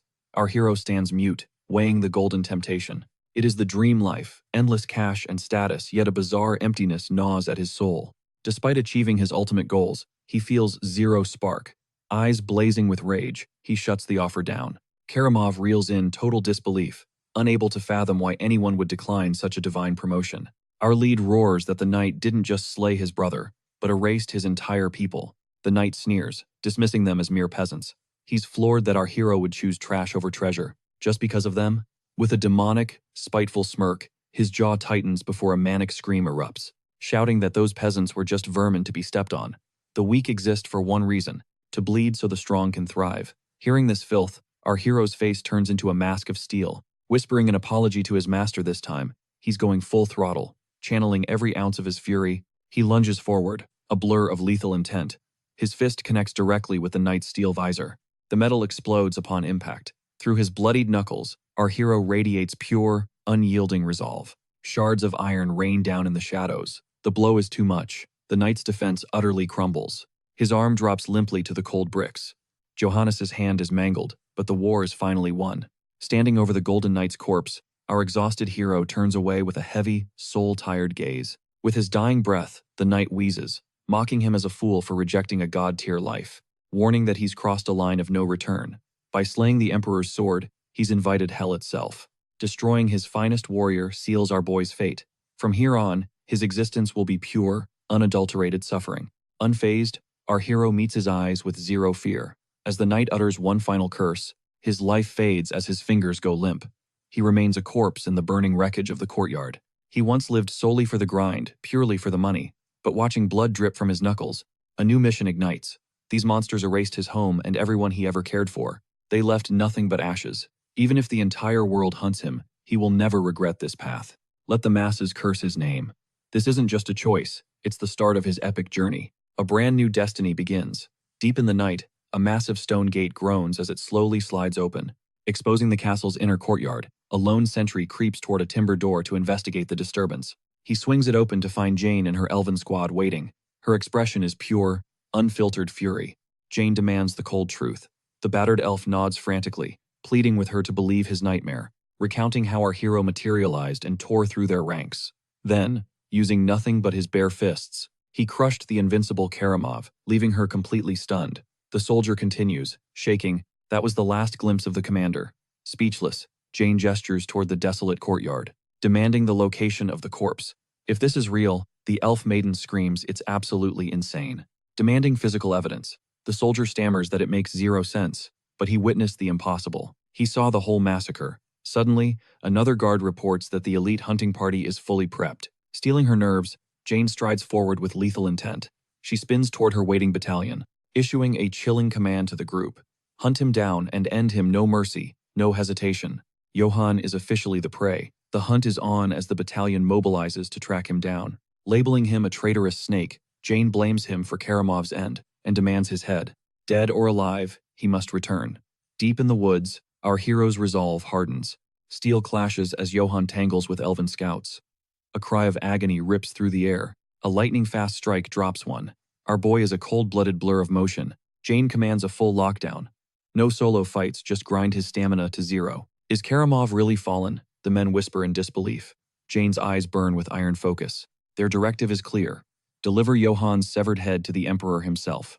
Philip's final plea echoes. Take a stallion and survive, no matter what it takes. Finding the stables brings a heartbeat of peace, yet the shadow of pursuit keeps him on edge. He drops the corpse, eyes the knight's gear, and strategizes his next move. Using the massive plate as a makeshift shield, he lugs the heavy burden through his fatigue. The door creaks open to reveal a Titan Gazen's legendary warhorse waits within. He approaches the beast, silently thanking his brother with a weary, knowing grin. This noble creature is his ticket to freedom. Now, his new companion needs a name. Under the horse's piercing blue gaze, he names him Philip, a tribute to his fallen blood.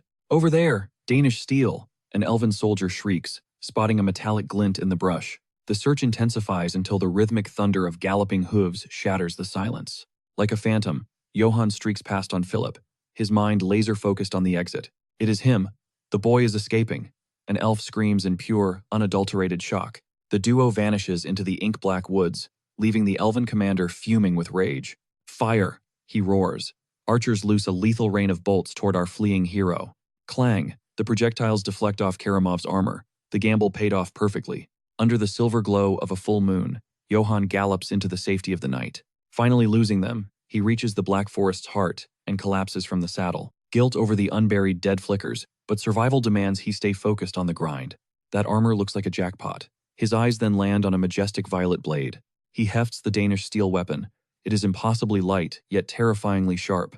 Cryptic runes glow on the hilt. Ancient imperial script, he realizes, his curiosity piqued. A ghostly voice whispers, "The crest retriever. Does it actually hunt down family bloodlines?" Creepy name aside, he claims the sword and hides the heavy armor beneath the earth. It is a painful waste, but he swears to reclaim his treasure one day. Shovel in hand, he digs. Sweat pours as he carves a grave into the forest floor, fighting through the exhaustion. Done. He collapses, heart hammering, praying this makeshift tomb stays hidden from the world. News of the fallen knight will spread like wildfire. There is no turning back now.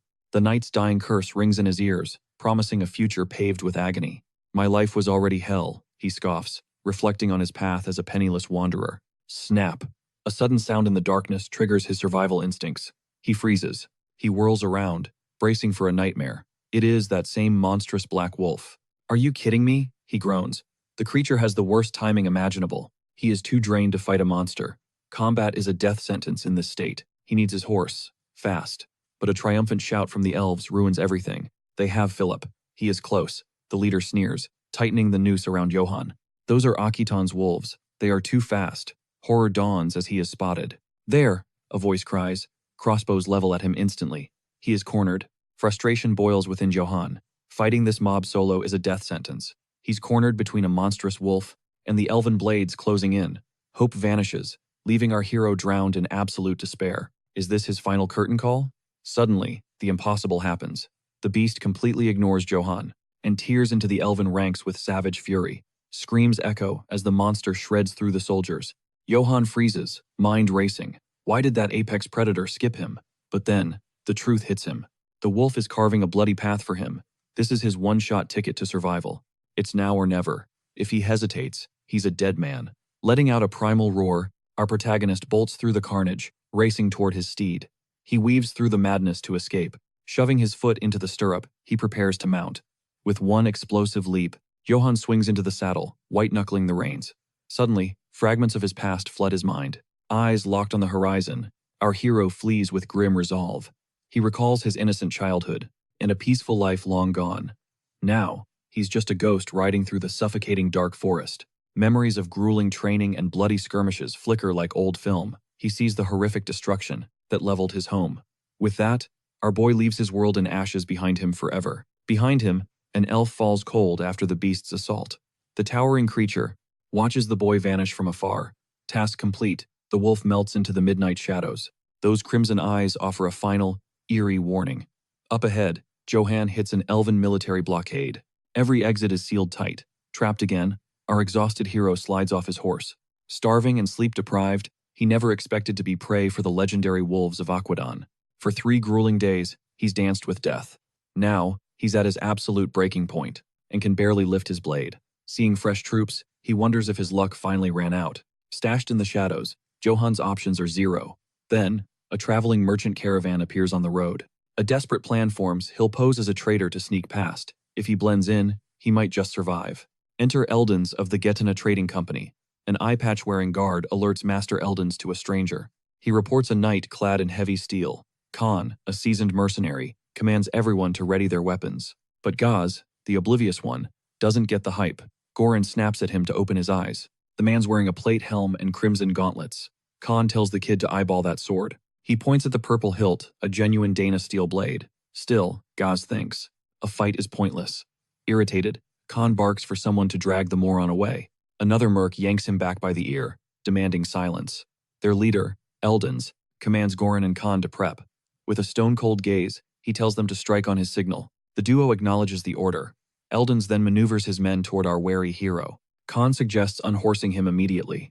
As tension peaks, Eldon steps forward, introducing himself. As the trade company's head, Johann's shocked to see a cat-like beast man. Eldons notes his men are twitchy, sweating bullets. The leader feels the pressure. Johann realizes these guys are on high alert. He needs to play it cool. He claims he was jumped by bandits and needs safe passage. Our hero begs Eldons to hold his dogs back. The leader chuckles, noting a merchant's constant vigilance. Johann plays along and drops a deal. He offers to join their group as extra muscle. Since he's broke, he'll trade protection for food and a place to sleep. Eldons weighs the offer.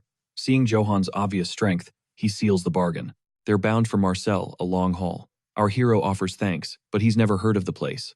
Eldons announces the new recruit, but his face turns grim as he whispers a dark order. Kill him if he breathes wrong. The mercenaries nod, feeling the weight of the suspicious situation. Relieved, Johan focuses on the upcoming checkpoint. The caravan rolls out, with our boy in tow, but lurking nearby, an elven scout spots the group approaching their position. The wolves of Akaton emerge from the shadows, forcing the caravan to a screeching halt. Johan grips his sword. It's showtime. He needs to ghost through this checkpoint. Eldon steps forward, introducing himself as a merchant from the Katana Trading Company. The soldier's face pales instantly. The Marcel name carries so much clout that even the Emperor wouldn't dare interfere. The guard's arrogance vanishes, replaced by a desperate plea for help in catching a traitor. Johan's heart sinks. The target is him. This entire blockade was a trap set specifically to snare him. An elf points a finger, barking an order for Johan to unmask. Panic flares, but Johan keeps his cool. He quickly weaves a lie about a contagious skin condition to keep his helmet on. The soldiers erupt in cruel laughter. They mock his supposed deformity, demanding he show his hideous face for their amusement. The leader's eyes narrow with lethal suspicion. Trapped with no exit, Johan realizes diplomacy is officially dead. He prepares for a bloodbath, but Eldon suddenly roars at the guards to end this pathetic charade. He demands to know if they dare insult his company's prestige. The elf stammers, trying to backpedal before the beastman's fury. Eldon threatens to file a formal complaint with their superior. He makes it clear he'll deliver the grievance in person. Fearing the wrath of the Marseille branch, the guard buckles. He barks at his men to let the caravan pass immediately. The soldiers grumble but clear the road. As they pass, the elf mutters that the boy just cheated death. Johan finally exhales. As the wagons roll forward, he feels like he's finally slipped through the enemy's fingers. He glances back one last time. The elven sentries remain frozen in the distance, watching their departure with cold intensity. They watch until the caravan vanishes into the horizon. By nightfall, the group sets camp, and Eldons assigns the watch. Eldons reviews his ledgers by the fire before calling it a night. He spots Johan and tells him to get some rest. With no duties tonight, Johan is beyond relieved. His body is absolutely trashed after the relentless stress of the journey. He collapses onto his bedroll, fading into a deep sleep. A nearby mercenary watches as the boy finally passes out. He's out cold by the fire, slowly recovering his strength. But lurking in the suffocating darkness, eyes are watching. A hidden figure lurks in the trees, a twisted, sinister grin spreading across his face. He's got a lethal plan in motion. He whispers to his squad to prepare for the impending slaughter. The order is given: surround the camp and strike fast. Meanwhile, Johan's mind drifts back to his brutal soldier days. He relives a training exercise where his tactical genius crushed a superior force. Even then, his intelligence was legendary. That brilliant maneuver earned him a 5-day pass, a rare reward for such an outstanding display of strategic prowess. He remembers saluting his commander with unwavering pride. Back then, he truly believed he was built for military life, but the nostalgia quickly turns sour. He remembers the toxic, old-fashioned culture and the rigid traditions he hated. The soul-crushing shifts were bad enough, but the pathetic salary was the ultimate insult. It was a total joke. In his dream, phantom hands grab him. He realizes there's no escaping this cycle, no matter how far he runs. The nightmare shatters, and Johan bolts upright in a cold sweat. He's back at the camp, gasping for air. He realizes it was just a haunting memory. He sits up, his entire body aching from the phantom tension. Suddenly, his instinct screams something is wrong. The full moon hangs high, illuminating a silent, looming threat. Without warning, a rain of arrows whistles through the night air. Johan looks up, eyes tracking the incoming death. Adrenaline surges as he moves with lightning speed. In a flash of pure reflex, he snatches an arrow mid-flight. His pupils dilate as the gravity of the situation hits. That was a kill shot meant for his skull. This isn't a random raid. The soldiers have finally tracked him down. The hunt is officially back on. Frustrated but focused, Johan leaps to his feet. He fills his lungs and lets out a deafening warning cry. He screams for everyone to wake up and fight. Eldons and the mercenaries snap into action, weapons drawn. The story rewinds to 5 minutes before the ambush. We see the mercenary Gaz grumbling in the shadows. He's complaining to Khan about doing all the heavy lifting. Khan has zero patience for the rookie's whining. He barks at the kid to shut his trap before he regrets it. Gaz is stunned by the sudden hostility. He doesn't understand why his partner is so on edge.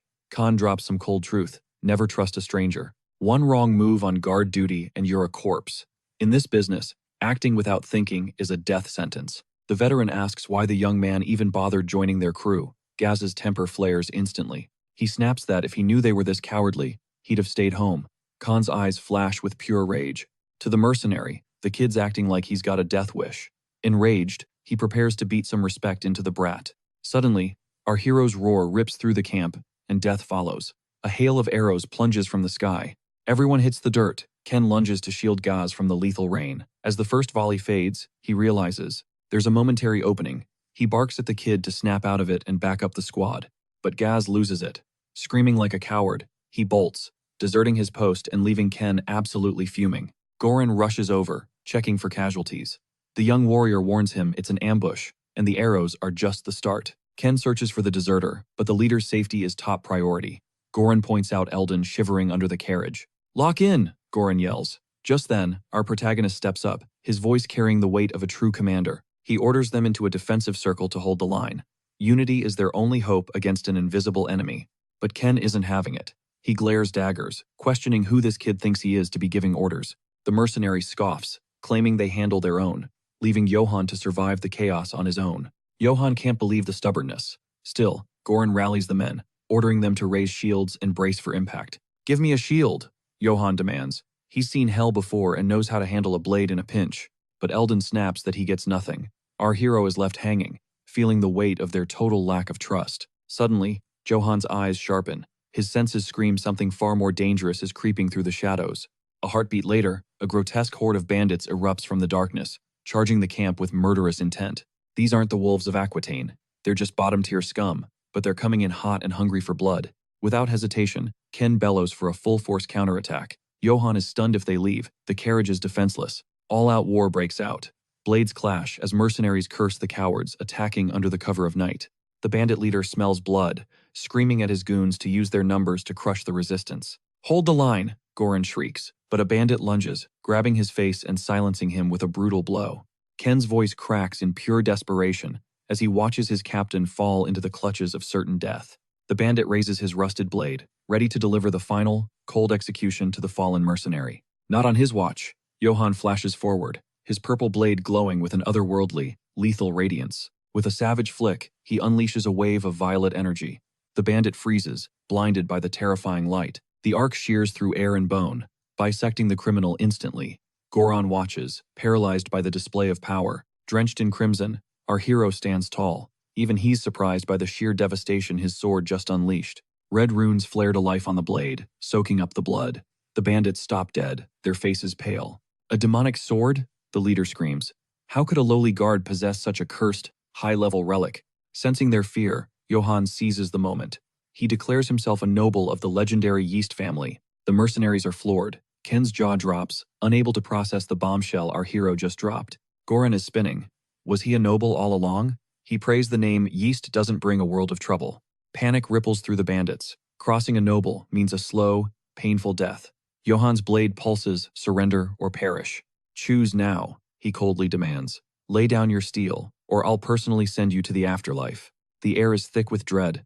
He tells them to choose wisely, for their lives hang by a single thread. The leader is dripping sweat, his confidence shattered. Clatter, one by one, the bandits drop their weapons in defeat. A mountain of steel forms on the blood-soaked ground as the criminals throw up their hands in total surrender. Johann doesn't lower his guard.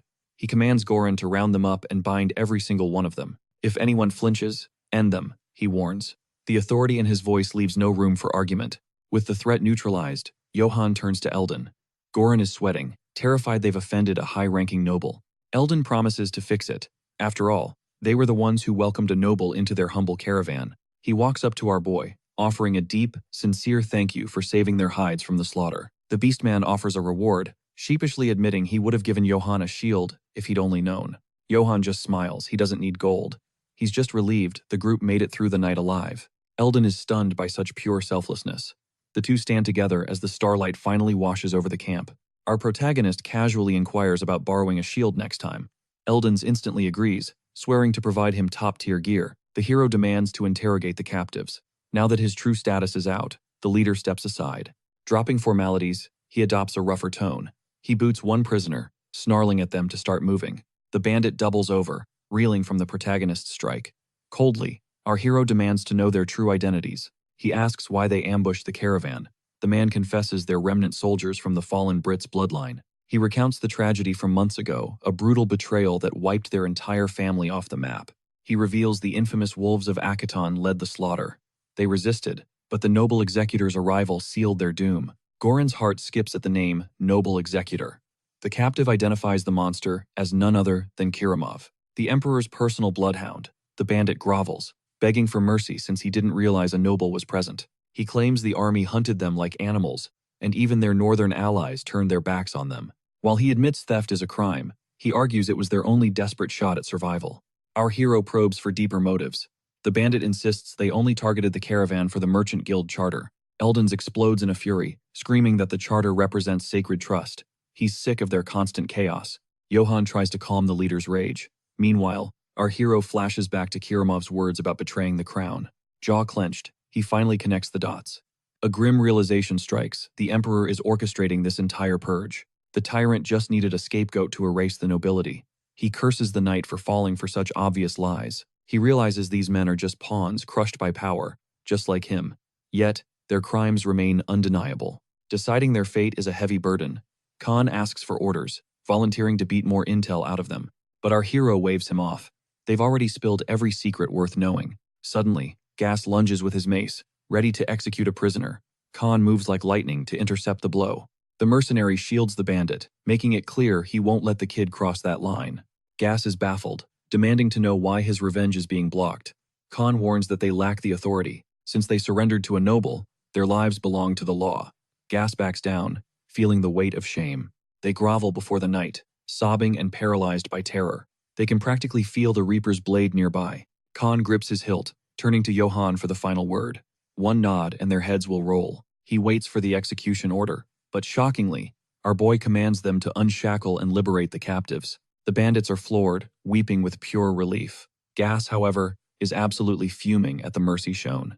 He demands to know why these criminals are walking free. Our hero ignores him, addressing the bandits directly. He acknowledges their struggle, but warns that banditry is a dead end. He even mentions his own past labors. Eldons is stunned.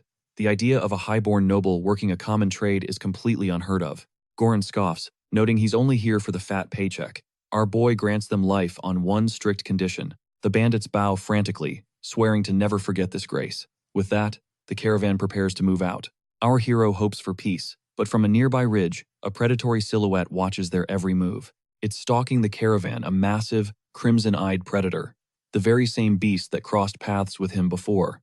Before reaching Marcel, the group decides to catch their breath in a small village called Lutzbach. News reaches the village chief. Eldons of the Katana Company has arrived. The leader rushes to greet the beastman. He welcomes him warmly. Eldons returns the energy with a massive hug, celebrating their reunion after many months. The chief embraces his old friend, worriedly asking if the journey was fraught with any danger. Eldons mentions the bandits and the Emperor's rising tyranny. The chief quickly shushes him, looking around nervously. He warns that walls have ears when speaking treason. Still, Eldons brags that they delivered the goods safely, all thanks to a noble's help.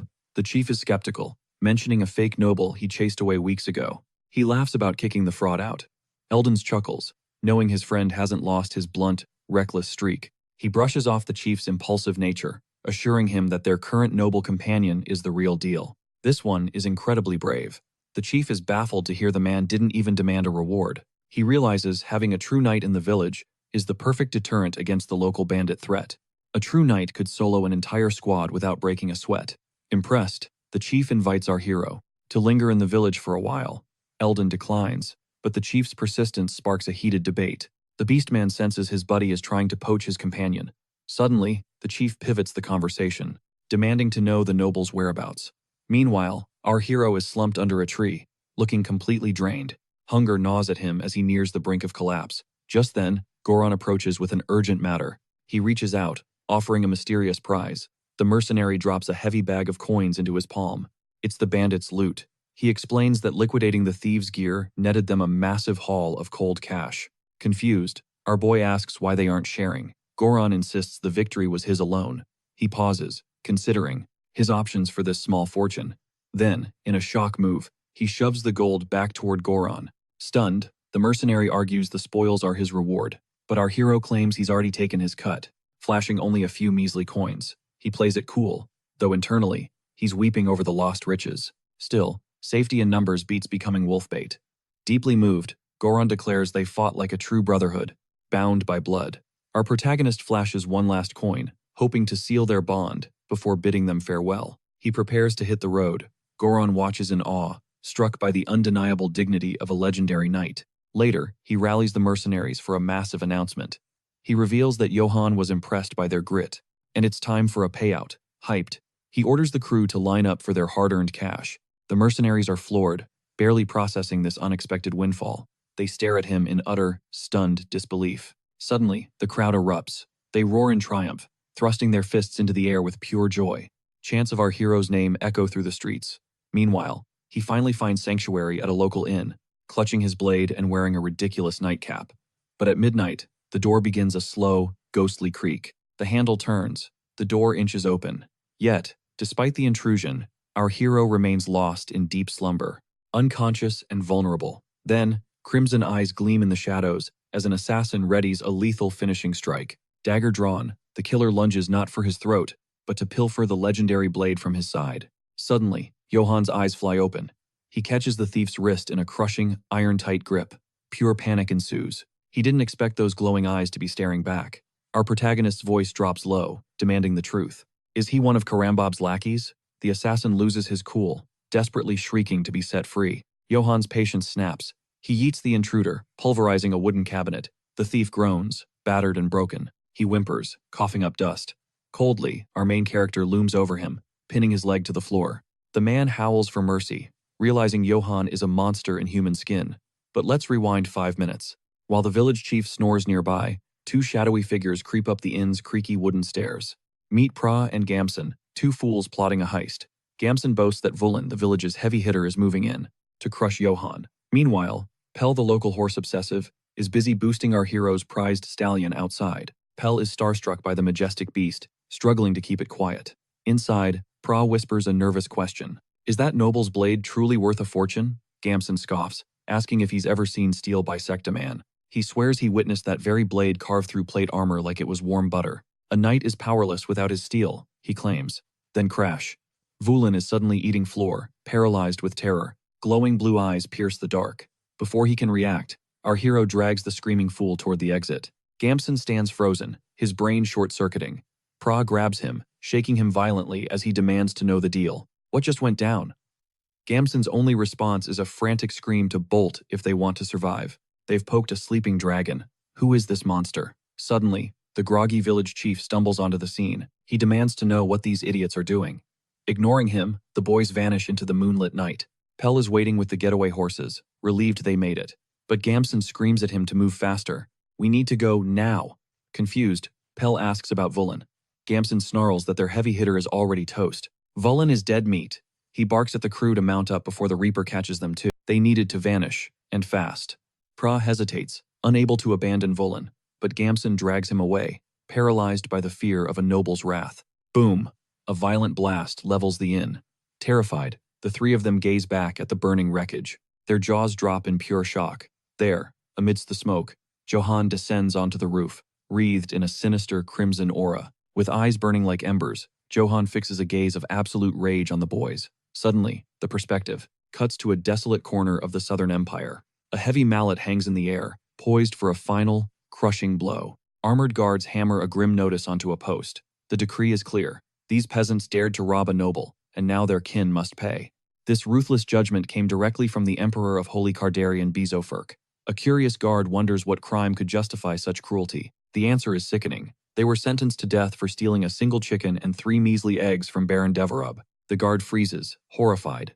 A whole family wiped out over something so trivial? In this empire, life is cheaper than dirt. Under the silver glow of a full moon, we find Eldons, the caravan leader, inside a quiet tavern. He's just trying to decompress with a meal and a drink, when a frantic messenger bursts through the doors. Boss, we've got a major crisis.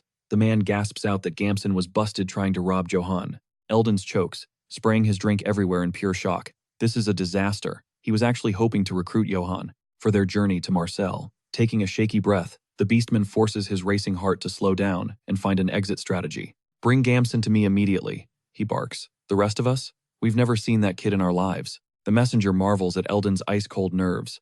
Little does he know, the leader is absolutely screaming internally. He has to play his cards perfectly to appease the noble. Left alone, Eldons begins plotting his next move in the shadows. Elsewhere, a blue banner dances in the moonlight above the village hall. Inside, the chief is finishing a council meeting when a villager crashes in, screaming that things have gotten ugly. He reveals the boys' suicidal attempt to rob the noble. The chief explodes in rage, cursing the boys for their utter stupidity. He slams his fist down, rattling the table. As the villagers spiral into a panic, he commands them to scavenge every gift possible. "Throw in a slave as well," he demands, before coldly ordering the boys' execution. Their parents collapse in despair, begging for mercy. "You can't do this," they wail. Losing it completely, the chief hurls a chair at them, screaming at their sheer ignorance. "Have you forgotten the emperor's law?" he bellows. With a face like stone, he realizes they must strike before the noble retaliates. The iron law is absolute. Anyone who dares touch a noble's wealth faces the removal of their tongue, or worse, the entire bloodline swinging from the gallows. Terror paralyzes the room. They've seen entire lineages erased for less. The chief reminds them of the recent horror, where a family died over a chicken and 3 eggs. "What do you think will happen to us now?" he screams. A noble's insulted pride means a death sentence for the whole village. One man desperately suggests, appealing to Count Jarpan, the lord of these lands. But the chief just lets out a hollow, bitter laugh. To nobles, we're just pawns in their game of honor. He thrashes the table again, screaming for them to wake up to reality. One mother weeps silently, her world crumbling. The rest of the villagers can only stare at the floor in defeated silence. "You think I enjoy this?" the chief barks. He insists this sacrifice is the only way to save the village from total annihilation. The decision is final. That night, the community huddles around a massive tree where the 3 boys sit, bound and broken. Sobbing fills the air. Johann watches from the shadows, his expression grim as he adjusts his bandaged hands. He realizes things have spiraled way out of control. He initially pegged them as professional killers, but they're just dumb kids blinded by his flashy blade. Note to self, keep the legendary loot hidden next time. His plan? Give them a mild heart attack, then set them free. Johann sighs, looking absolutely drained by this entire mess. The chief creeps up with a trembling grin, asking if he's satisfied. Johann snaps back, his patience hanging by a thread. "Is this your idea of village hospitality?" Johann sneers. Instantly, the chief hits the dirt, groveling at his feet. He begs for forgiveness, frantically blaming his own failure to keep those idiots on a leash.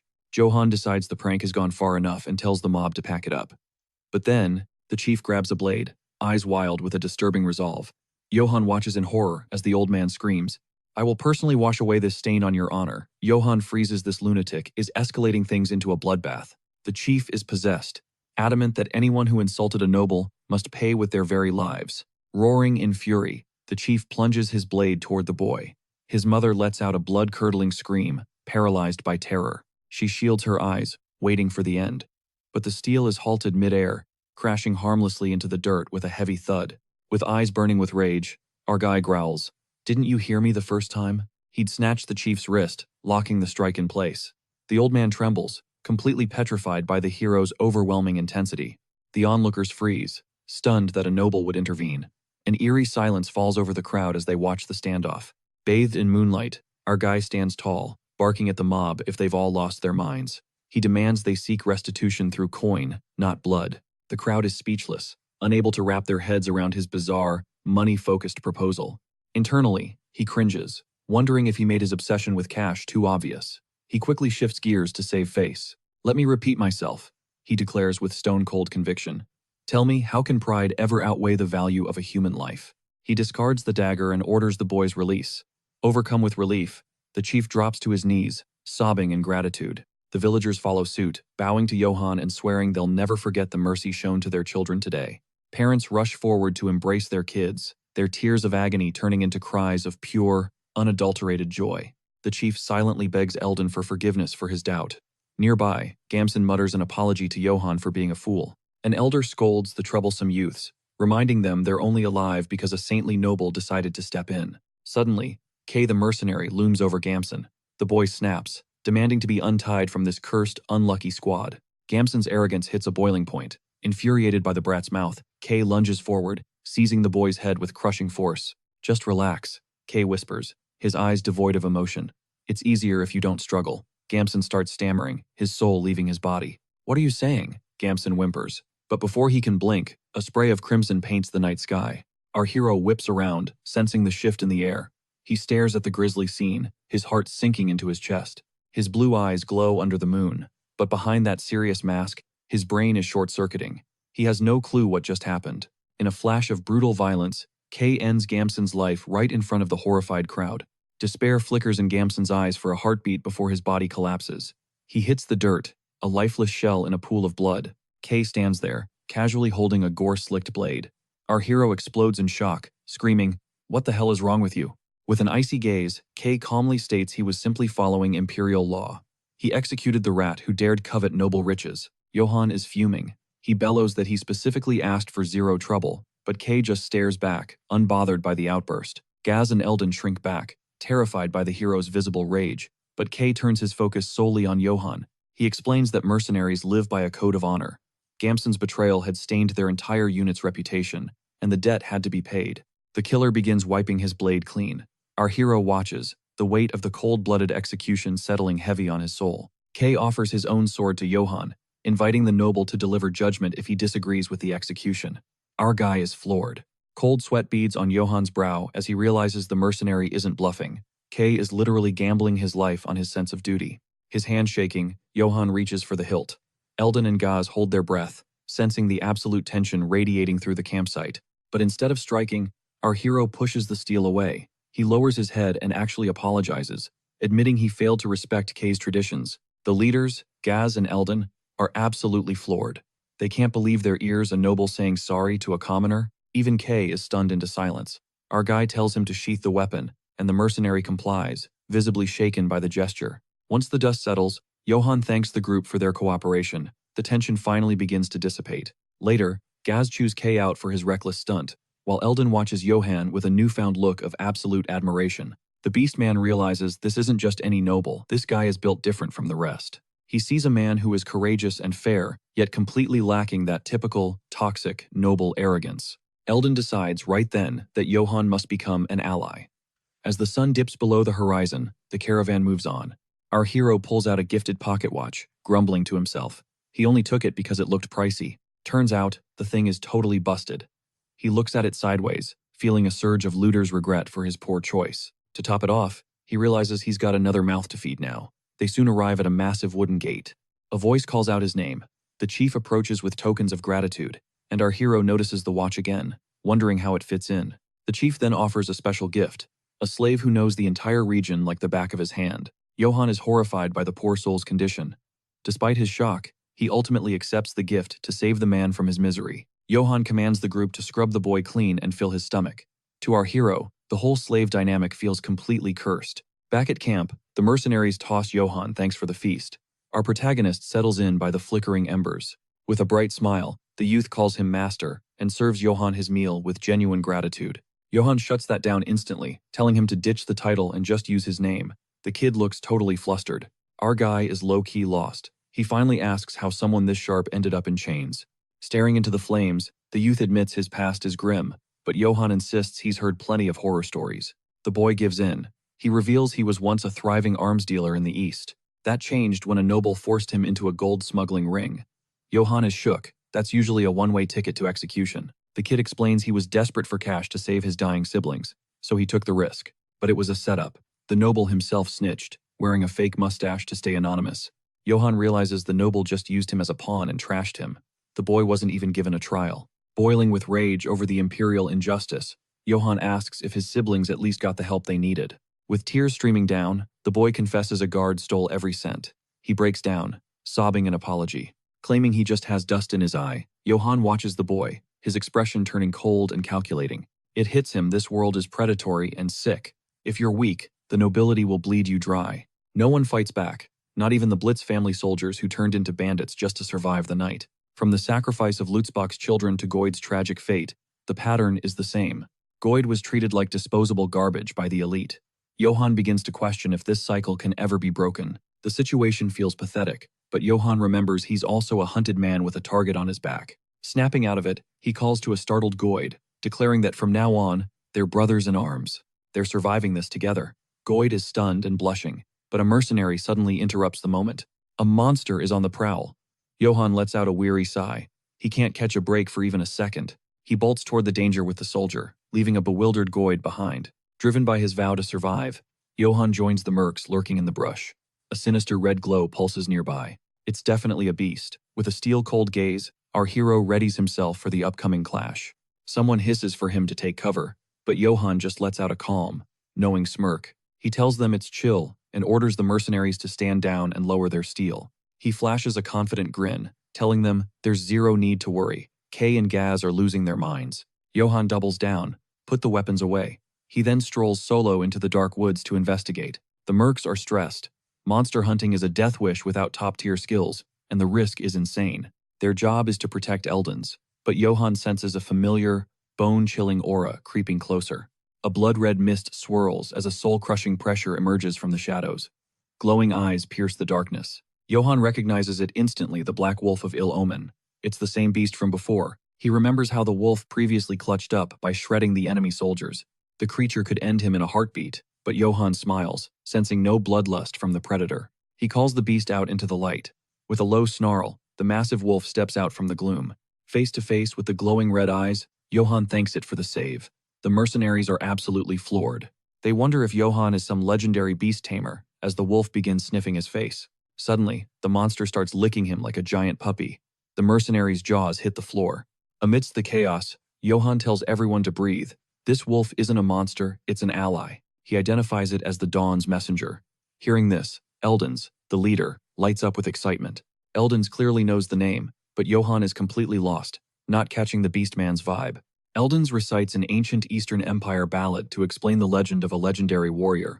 This warrior named a wolf, the Dawn's messenger, and the beast knelt before its blue-eyed master. Together, they blazed a trail across the continent, eventually bringing peace to a world at war. Tragedy struck shortly after. For 3 days, the wolf grieved before wandering off to find a new hero. This mythic beast was the Dawn Messenger, sporting piercing blue eyes. Johann asks if the rumors are true. Eldon clarifies that the wolf's name shifted once the tale reached the Southern Empire, blurring the truth. Ancient lore claims the beast smites evil and bows to a true hero. The Beastman insists this is facts. It's all etched in the Empire's oldest scrolls. Johann is shook to learn his companion is a literal legend. Grinning wildly, Eldon reaches to pet the wolf, but the beast snaps back with a terrifying, toothy snarl. Terrified, the Beastman retreats, realizing it's safer to keep his distance. Suddenly, the realization hits him hard. The wolf only shows its soft side to Johann. Eldon then recalls a crucial detail from Eastern myths. Naming a divine beast turns it into your familiar. He starts wondering if Johann is the prophesied legend. Eldon asks if the wolf has a name yet. When Johann says no, the leader urges him to name it. Johann freezes. If the legends are legit, something insane is about to go down right now. He considers naming it Keta, but a flashback of his last encounter with Keramov stops him cold. He locks eyes with the wolf and firmly declares its name, Keramov. Eldon's jaw drops as he screams, "Why choose such a weird name?" Suddenly, a crimson aura erupts around the wolf, its eyes flaring. Johann recoils as the beast reacts violently. A blinding sapphire light suddenly swallows the creature whole. A celestial pillar of light crashes from the sky, slamming into the wolf for a legendary transformation. Both men watch in pure awe as thick, blue mist begins to blanket the entire clearing. Darkness consumes them. When the smoke clears, Johann is absolutely floored by the wolf's epic new evolution. Behold the Dawn Messenger, Keramov. A blue aura pulses from its paws, crackling with pure energy. Power surging, the beast bows to its new master. Johann slowly reaches out to touch his legendary familiar. Smiling, Johann tells Keramov he's got his back. He turns to Eldon, stunned by the sheer insanity. Eldon nods, then suddenly drops to his knees, prostrating himself before Johann in total reverence. He stammers that he never thought he'd witness a living myth manifest right in front of him. The Beastman admits he knew Johann was special from day one, chosen by a divine creature. He dubs him the hero of hard times, leaving our protagonist cringing from the sudden, intense glazing. Gaz and the mercs are shook. Even Goyd can't believe his master is actually a legendary hero. As the crowd bows, Johann awkwardly apologizes, insisting to Eldon that he's definitely not a hero. He's just a nobody from a minor family struggling to survive. Plus, he's actually a fugitive. He's running because he took out the actual Keramov. Eldon is speechless as Johann explains himself. Determined to repay the favor, the leader asks to introduce Johann to a powerful trade organization. He suggests the Martial Merchant Guild. Johann is confused, having never even heard of Marcel before. It's a sovereign trade city outside the Emperor's reach. Johann realizes this is his best shot. Grinning with relief, the leader thanks him. Johann starts weighing the massive potential waiting in Marcel. While Eldon belts out the legend, Johann feels the weight of that hero of hard times title. He mulls over the name, knowing deep down he's just a drifter fighting to stay alive. The night's warning of a painful future echoes. Still, he grits his teeth and readies himself. Life was never easy, but this time, he's forging his own path, one grueling step at a time. With fresh resolve, the group treks toward Marcel. Finally, the massive gates of the great city appear. Johann is floored by the city's scale. Eldon suggests a shopping spree in this merchant's paradise. Suddenly, the pup bolts down the street, barking wildly. Johann chases him, wondering what's happening. A nearby vendor spots the adorable furball and decides to toss him a tasty snack. Johann realizes that to everyone else, this legendary beast just looks like a harmless, fluffy puppy. A flashback reveals the truth. Before entering, Johann was arguing with the wolf's massive, glowing blue form. Addressing him as Keramov, Johann explains a giant beast would trigger alarms and demands he wait. The beast just lets out a menacing growl, bearing razor-sharp fangs in the shadows. Suddenly, a surge of blue mana erupts, enveloping the massive wolf in a blinding transformation. Our hero stands frozen in total disbelief. As the light fades and the dust settles, a tiny, fluffy puppy remains where the beast once stood. He blinks, wondering if the titan actually shrunk. Could this be a divine hidden ability? Golden doesn't hesitate, scooping up the adorable furball with a wide grin. The MC sighs in relief, realizing this pocket-sized creature won't cause any chaos. Back to the present, the little pup starts turning heads everywhere. Golden frantically tries to keep him chill as they walk. Suddenly, the boy pulls the hero aside, whispering a game-changing idea about buying a massive storage bag. However, he reveals their pathetic budget, just 4 silver coins. Is it really worth blowing their savings? With a smirk, the young man grabs a single coin, ready to dominate the city markets. He guarantees a total haul. The hero just chuckles, telling the kid to relax. After all, 1 silver coin is basically pocket change. Can he really pull this off? Flash forward 50 minutes, and a mountain of gear sits on the cobblestones. The boy cheers in victory. Our protagonist's jaw drops. He actually bought the entire shop with 1 coin. He reveals his strat. First, a sleek utility pouch for his master, then a heavy-duty pack for himself. Talk about a pro negotiator. He even flipped a trashed helmet for an insane, high-tier profit. That hustle paid off. He snagged everything plus a free-throwing mace just by buying kitchen essentials. He even walked away with extra change. A magical scroll confirms their net worth actually increased. Seeing the profit, our hero thinks back to the loot he buried in the woods. Is it a gold mine? He makes a mental note. If things get dicey, he's digging up that treasure and cashing out. Stunned by the efficiency, the MC asks if the boy secretly loves the merchant life. With a nostalgic smile, the boy admits he misses the trade. He remembers the dark days of slavery. Back then, life was nothing but cold fear. But now, serving our hero, he finally feels human again. He's no longer a prisoner, but a partner. He bows, thanking the master who changed his destiny. The MC smiles, truly touched. He tells the boy he's glad they met, and will rely on him. Beaming with pride, the boy vows to never let him down. You can count on his business genius. With their gear sorted and spirits high, they finally step into the vibrant streets of Marcel City. After a lifetime of struggle, our hero finally tastes pure bliss, starting with some legendary, sizzling street meat. It's a total flavor bomb. He remembers the days of chewing on dried meat that tasted like dirt. This stuff literally melts. He also recalls the agony of never being able to wash the grime off. The constant itching was a nightmare, but now, he can soak in a steaming hot bath whenever. No more sleeping on jagged rocks or in the freezing mud. Those survival days are officially over. In Marcel, he's got the luxury of warm, plush blankets. His eyes sparkle with a new dream. This city is a literal paradise. He decides right then. He's making this place his permanent home. Peace was the goal, but the universe had other plans. The next morning, the square seemed deceptively calm. Our MC is vibing, crushing another meat skewer. He walks with his crew, soaking in the peaceful atmosphere. But suddenly, his instincts scream. He stops dead, his expression turning cold and sharp. He spots 2 locals whispering in terror. Bandits? Again? The peaceful vibe is instantly shattered. Word on the street is Dave's daughter was snatched. The raiders took everything, leaving only fear behind. The hero listens closely, still munching his snack. The locals are terrified of what tomorrow's news brings. Peace is a pipe dream with thugs on the loose. The boy notes the heavy, suffocating city vibe. Suddenly, a beastly, orc-faced thug starts harassing a merchant, demanding food he can't pay for. He's starving and desperate, a stray remnant from the infamous Akadon wolves, looking for an easy score. He's a lone survivor trying to bully his way through Marcel, still barking empty threats about paying later. But a voice cuts through the noise. Our hero points him out, leaving the elf mercenary totally paralyzed. Recognition hits like a freight train. Seething with rage, the soldier draws his blade for a lethal strike.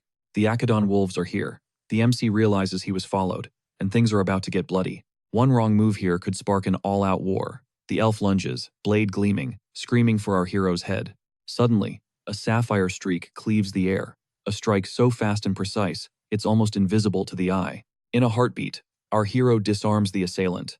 The mercenary crashes into the stunned crowd, leaving everyone in total shock. A figure on a midnight steed emerges, critiquing the city's shaky peace before locking eyes with our hero. He inquires if the traveler is harmed. With a calm, polite smile, our protagonist brushes off the concern. The rider nods, warning him to stay vigilant before commanding his elite battalion to march forward. As the soldiers advance through the streets, the leader's voice suddenly booms, shattering the atmosphere. Standing tall in the street, he bellows to the citizens of Marcel, instantly commanding every soul's attention. The camera pans across rows of ironclad warriors and steeds, a massive, disciplined legion, unveiled in the square. Amidst a sea of banners, the man introduces himself as Brattle, captain of the legendary Oak Tree mercenaries. He vows to restore peace, promising his 500 elites will completely exterminate the bandit filth. The young boy beside him glows with excitement, awestruck to witness such legendary warriors in the flesh. Our hero asks of their fame. The boy confirms they're the Empire's finest, an unstoppable elite unit. He glares at the captive bandits, certain the mercenaries were hired for a total, ruthless purge. Stoic and cold, our protagonist remains silent, carefully analyzing the shifting power play before him. He realizes that without that man's timely intervention, his cover would have been blown by the soldier. Exposure meant a death sentence with the Empire's hounds on his heels. Then, a haunting memory resurfaces. From now on, you'll only know agony. He grits his teeth, fueled by a mix of fury and determination. Forcing his composure, he realizes survival hinges on one thing: a solid bond with the Katana Company. He knows even the Emperor hesitates to strike a powerhouse merchant guild without serious consequences. Eldon's high opinion is his golden ticket, yet the dread of his identity being revealed gnaws at him. What if the mask slips too soon? He reaches a grim and final conclusion. They wouldn't lift a finger to save him if they knew the Empire was the one hunting him. If he's outed before securing their favor, he's finished. He tightens his grip, his resolve hardening like steel. He must infiltrate the company and earn their shield. Until then, his true identity stays buried. Suddenly, a feline-eared woman approaches him.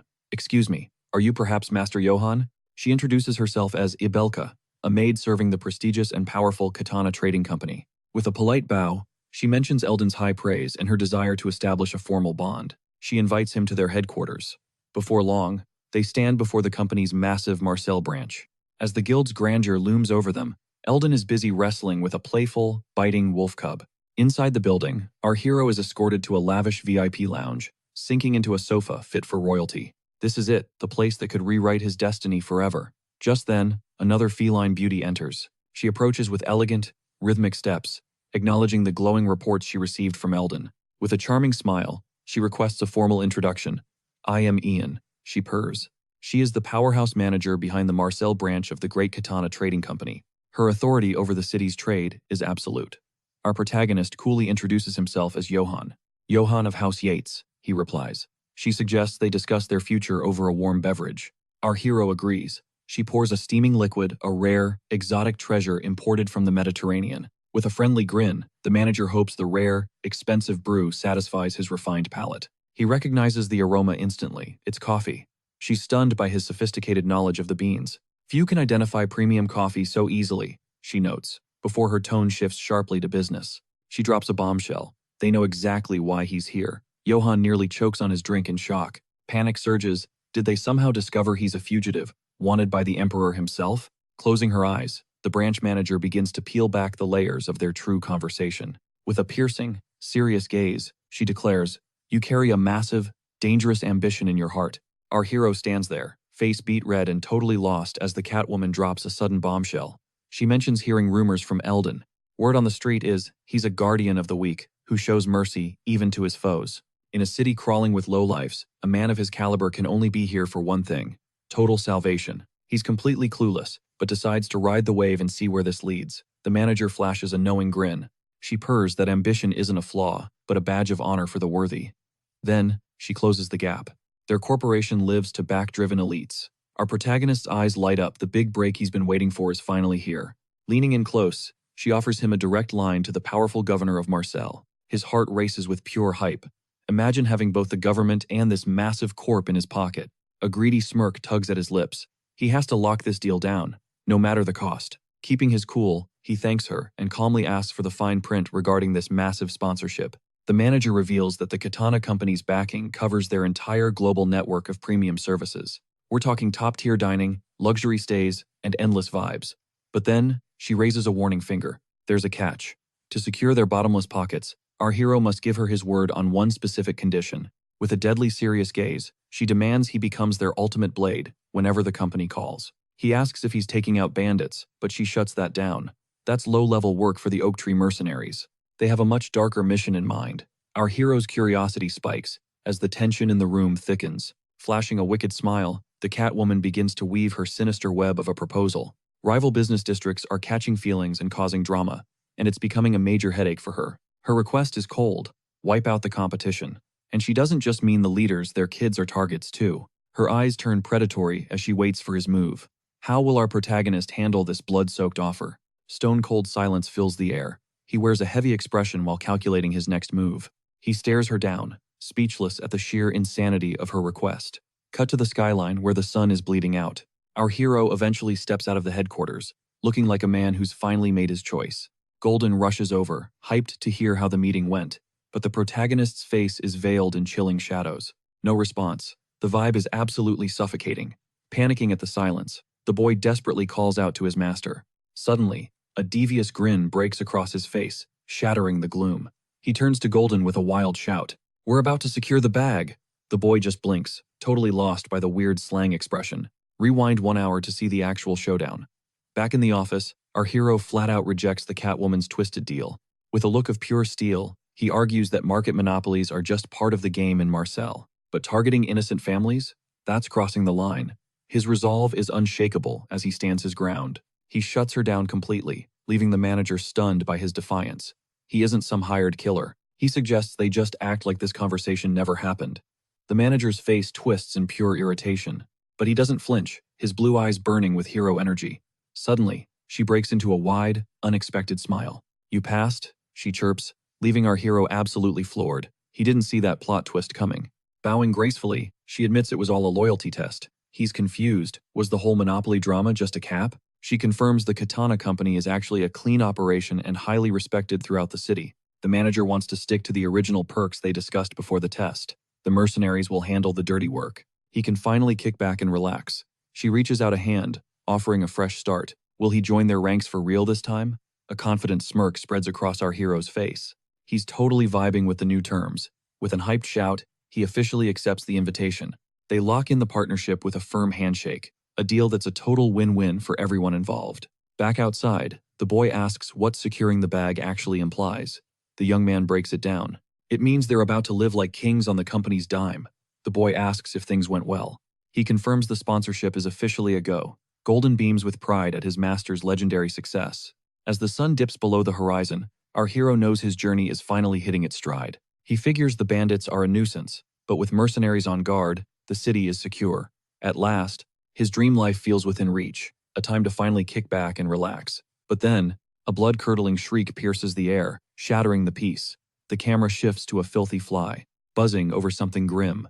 A lifeless hand, drenched in dark crimson, lies sprawled as flies swarm. Panning up, the street is littered with corpses, while survivors wail in gut-wrenching despair. Our protagonist stands paralyzed, his mind reeling from the carnage. He struggles to process this nightmare, and the sheer number of victims left in the open. Gorn steps up, asking if he understands the situation. The mercenary reveals the bandits have turned savage, ruthlessly slaughtering entire merchant families. They leave the remains behind as a gruesome warning to the city of Marcel. Fuming, our hero curses, realizing the chaos in this city is spiraling out of control. One man blames local failure, but rumors swirl that the emperor himself is pulling the strings. Another scoffs at the idea, insisting his majesty would never stoop to such atrocities. Arguments erupt as the crowd questions the emperor's true nature. Chaos takes over the streets, with everyone screaming over the emperor's alleged guilt. Our hero realizes his peaceful Marcel is dead, destroyed by bandit scum. He wonders why the hell the mercenaries haven't ended this madness yet. At the branch office, a maid rushes in with grim news. The manager asks for word on the Oak Tree mercenaries. She already knows the casualty report. She wants updates on the elite squad. The maid hesitates, admitting all communication with the mercenaries has gone dark. The Catwoman freezes, demanding to know what no contact means. The maid reveals their leader was found in the woods, mutilated beyond recognition. Stunned silence fills the room as the manager processes the horror. The Oak Tree Squad was elite, making their defeat impossible to fathom. She slams the desk, shouting for her maid in a fit of rage. The Catwoman barks an order. Bring the mage of the Eifel River to uncover the truth behind these deaths. We cut to the shimmering, mystical waters of the Eifel River. A shadowed figure dips his hand into the current, peering into the depths for answers. The hooded man mutters that Katana is looking in all the wrong places. Tracking the mercenaries is a dead end. Instead, he reveals the warrior who crushed the Emperor's hound is currently lurking within Marcel.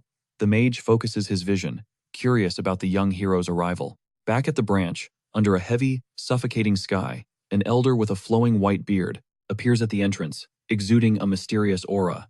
The maid jumps, caught off guard by his sudden presence. She recognizes him as Lord Suetgar and breathes a sigh of relief. The sage grumbles about the grueling trip, while the maid bows an apology. She offers to fetch the manager, but the mage curtly declines. He blocks her path, indifferent to her claims that this is an emergency. His gaze turns cold as he warns her not to make him say it twice. Terrified, she complies. Taking a seat, the sage clears his throat to share his vision.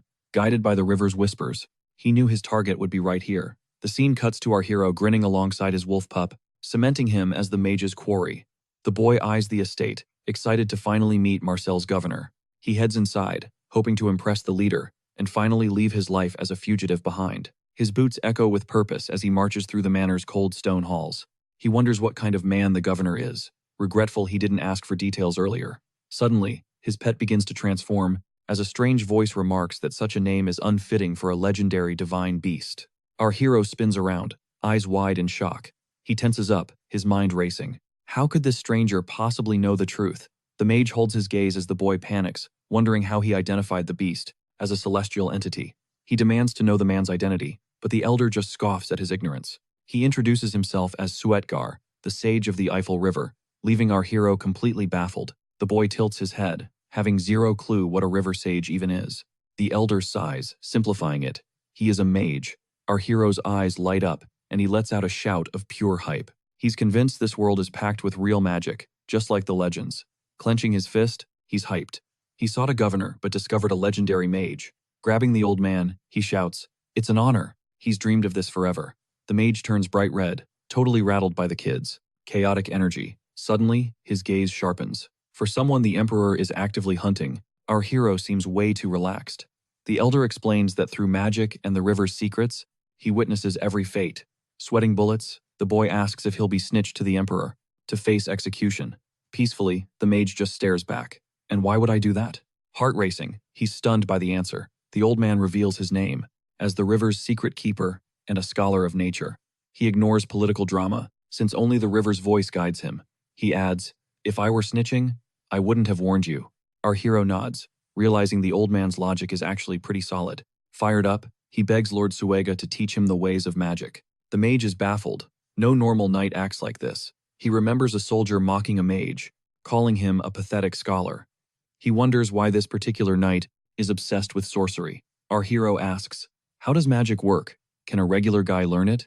This is his shot at becoming a legendary magic swordsman. The elder smiles, saying destiny linked them, so he'll share. But giving it away for free is boring. He challenges the boy. "Chess?" he asks, "or maybe we settle this with arm wrestling?" He prepares to flex, but the maid screams, "Don't use your strength on an old man." The elder scoffs he'd obviously win anyway. "Follow me," he says. "It's not chess.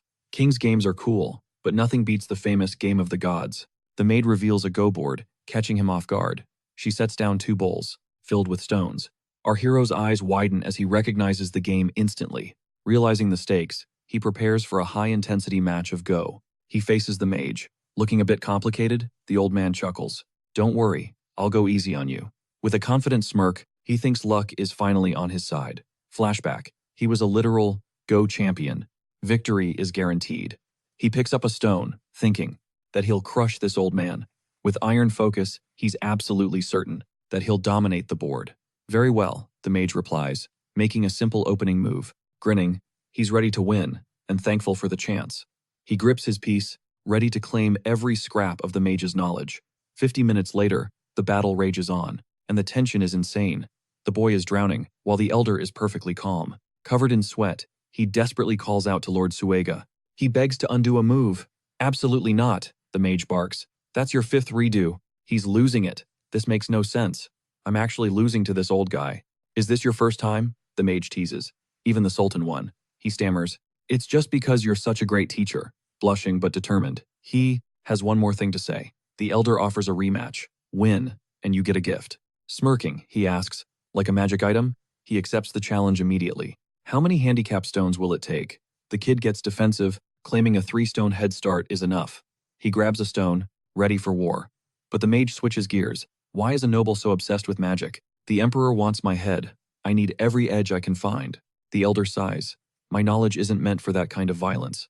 Jaw-dropping news. Our main character asks if magic-infused combat is even possible. The sage nods, recalling legendary warriors who've mastered that very art. Hype levels are peaking. Our hero shouts for the old man's full attention, aggressively pointing a game piece right at him.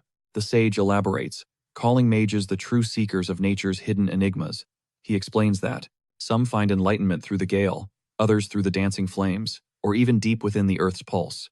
Amidst sulphurous fumes, he mocks a fool who claimed to master the secrets of the Black Forest. Then, the truth drops. These mysteries are actually sentient spirits. Mages merely borrow their essence. These entities grant power freely, asking for 0 upfront payment. Yet, their fickle nature carries a deadly cost. He warns the boy, never cross a spirit's will. Message received. Our main character decides to put his magic swordsman dreams on ice, at least for now. Suddenly, the branch manager and her maid burst in searching for Lord Suwaka.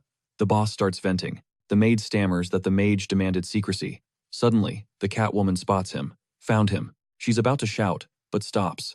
Seeing the main character and mage gaming, she assumes our hero is being a nuisance. Her eyes nearly pop out. Seeing them play the legendary game of gods leaves her utterly speechless. Confusion peaks as she hears the great sage literally begging for an undo. She's absolutely losing it right now. Is the legendary sage actually losing? With a smug grin, our main character tells the old man to just take the L already. The manager steps in, officially welcoming the long-awaited Lord Suwaka. She mentions he should have notified her, teasingly asking if he's enjoying the kid's company. The mage lets out a nervous chuckle. He claims he was just killing time with the knight. Now that the boss is here, the match is over. Time to wrap this up. But our hero stays focused, clutching a piece for one final, winning move. Clearing his throat, the sage presents 2 cryptic vials as a parting gift. Our main character's curiosity is instantly piqued. What are these? He asks. Honoring their pact, the mage reveals they hold the ancient secrets of the river, the waters of wrath and blessing. Suddenly, the scene shifts to the Oakwood mercenaries' frontline outpost. Pure horror grips the camp. Mercenaries are howling in absolute terror as something nightmarish lurks nearby. Out of the pitch-black woods, a malevolent silhouette with piercing crimson eyes steps into the light. It's no beast, but a woman sporting a twisted, gruesome grin and blood-red pupils. She's the literal definition of a nightmare. A terrifying, sinister aura pulses around her dark form. These aren't common thugs. The mercenaries realize they're facing a supernatural threat far beyond their league. One soldier is frozen solid, paralyzed by sheer dread. Under the pale moonlight, a blood-curdling scream rings out. Back in Marcel, the vibe at the Katana branch is completely different. What's the deal with these vials? The sage explains that the river has guarded life's greatest mysteries for eons. He spent a lifetime chasing these secrets, but they only surfaced upon Johann's fated arrival. The red elixir mends any wound, while the green one grants the power of total invisibility. With a grateful grin, the boy thanks him. He never expected to score such high-tier magical loot. Talk shifts to the prophecy and the bandit problem plaguing Marcel. The manager seeks the sage's wisdom. She deployed the Oakwood mercenaries days ago, but they've gone radio silent. The sage's expression turns grim. They fell 3 days ago, he reveals. The news hits the manager like a ton of bricks. The prophecy was clear. The oak would break in the southeast. It's confirmed the Oakwood squad was utterly annihilated. No survivors, no chance. This disaster demands an emergency council summit immediately. She requests Johann join her ranks. After a heavy silence, our hero locks in and agrees to the mission. Later, in a lavish, echoing hall, the city's high-ranking council members finally begin to assemble. Among the elite is a man sporting a bizarre, curled mustache and a rather unsettling smirk. He bursts in, dramatically over-apologizing for his tardiness. Meet the eccentric Baron Einbeck. In the Emperor's name, he kicks off the summit, while stylishly twirling that iconic mustache. As the hype builds, our main character is just stuck staring at that wild facial hair. This era is full of weirdos, he thinks, before politely acknowledging the gathered council members. A man steps forward, introducing himself as Velasco, the consul of Marcel. Our protagonist realizes that befriending this power player is his only ticket to survival. The consul offers a formal welcome, thanking Marcel's most influential elites for gracing the gathering. Before the real business begins, he announces a special introduction for a new face among the highborn. Velasco proclaims that the young man hails from the Yates lineage, backed by the heavy hitters at the Katana Company. Our hero offers a tense introduction and a forced smile, while the council members eye him with pure elitist disgust. He sinks into his seat, feeling the suffocating weight of their disdain hanging heavy in the air. Baron Einbeck breaks the silence with a mocking smirk, questioning the pathetic state of the city's mercenaries. He sneers that if they had just begged the emperor for intervention sooner, this mess would be history. This sparks an immediate firestorm, as the anti-emperor faction screams about unfair taxes and royal failures. The loyalists explode in a blind rage, accusing their rivals of high blasphemy as the meeting descends into a shouting match. Our hero can only watch with a forced grin, realizing he'll never truly understand the circus of politics. Anxiety gnaws at him. The room is packed with imperial fanatics, and if his true identity leaks, he's a dead man. While the chaos peaks, Velasco sits in eerie silence before unleashing a glare that could kill, demanding absolute order. His voice carries such terrifying weight that the room freezes instantly. The protagonist is floored by that raw, commanding authority. With the room silenced, the consul's assistant stands to unveil their calculated solution to the crisis.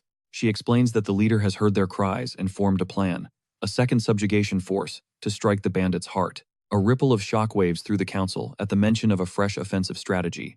Baron Einbeck pivots to praise the consul's brilliance, claiming the emperor truly cherishes Marcel's peace. He offers the full might of the imperial army, sending our hero into a psychological tailspin of panic. Please, reject it, the young man pleads internally.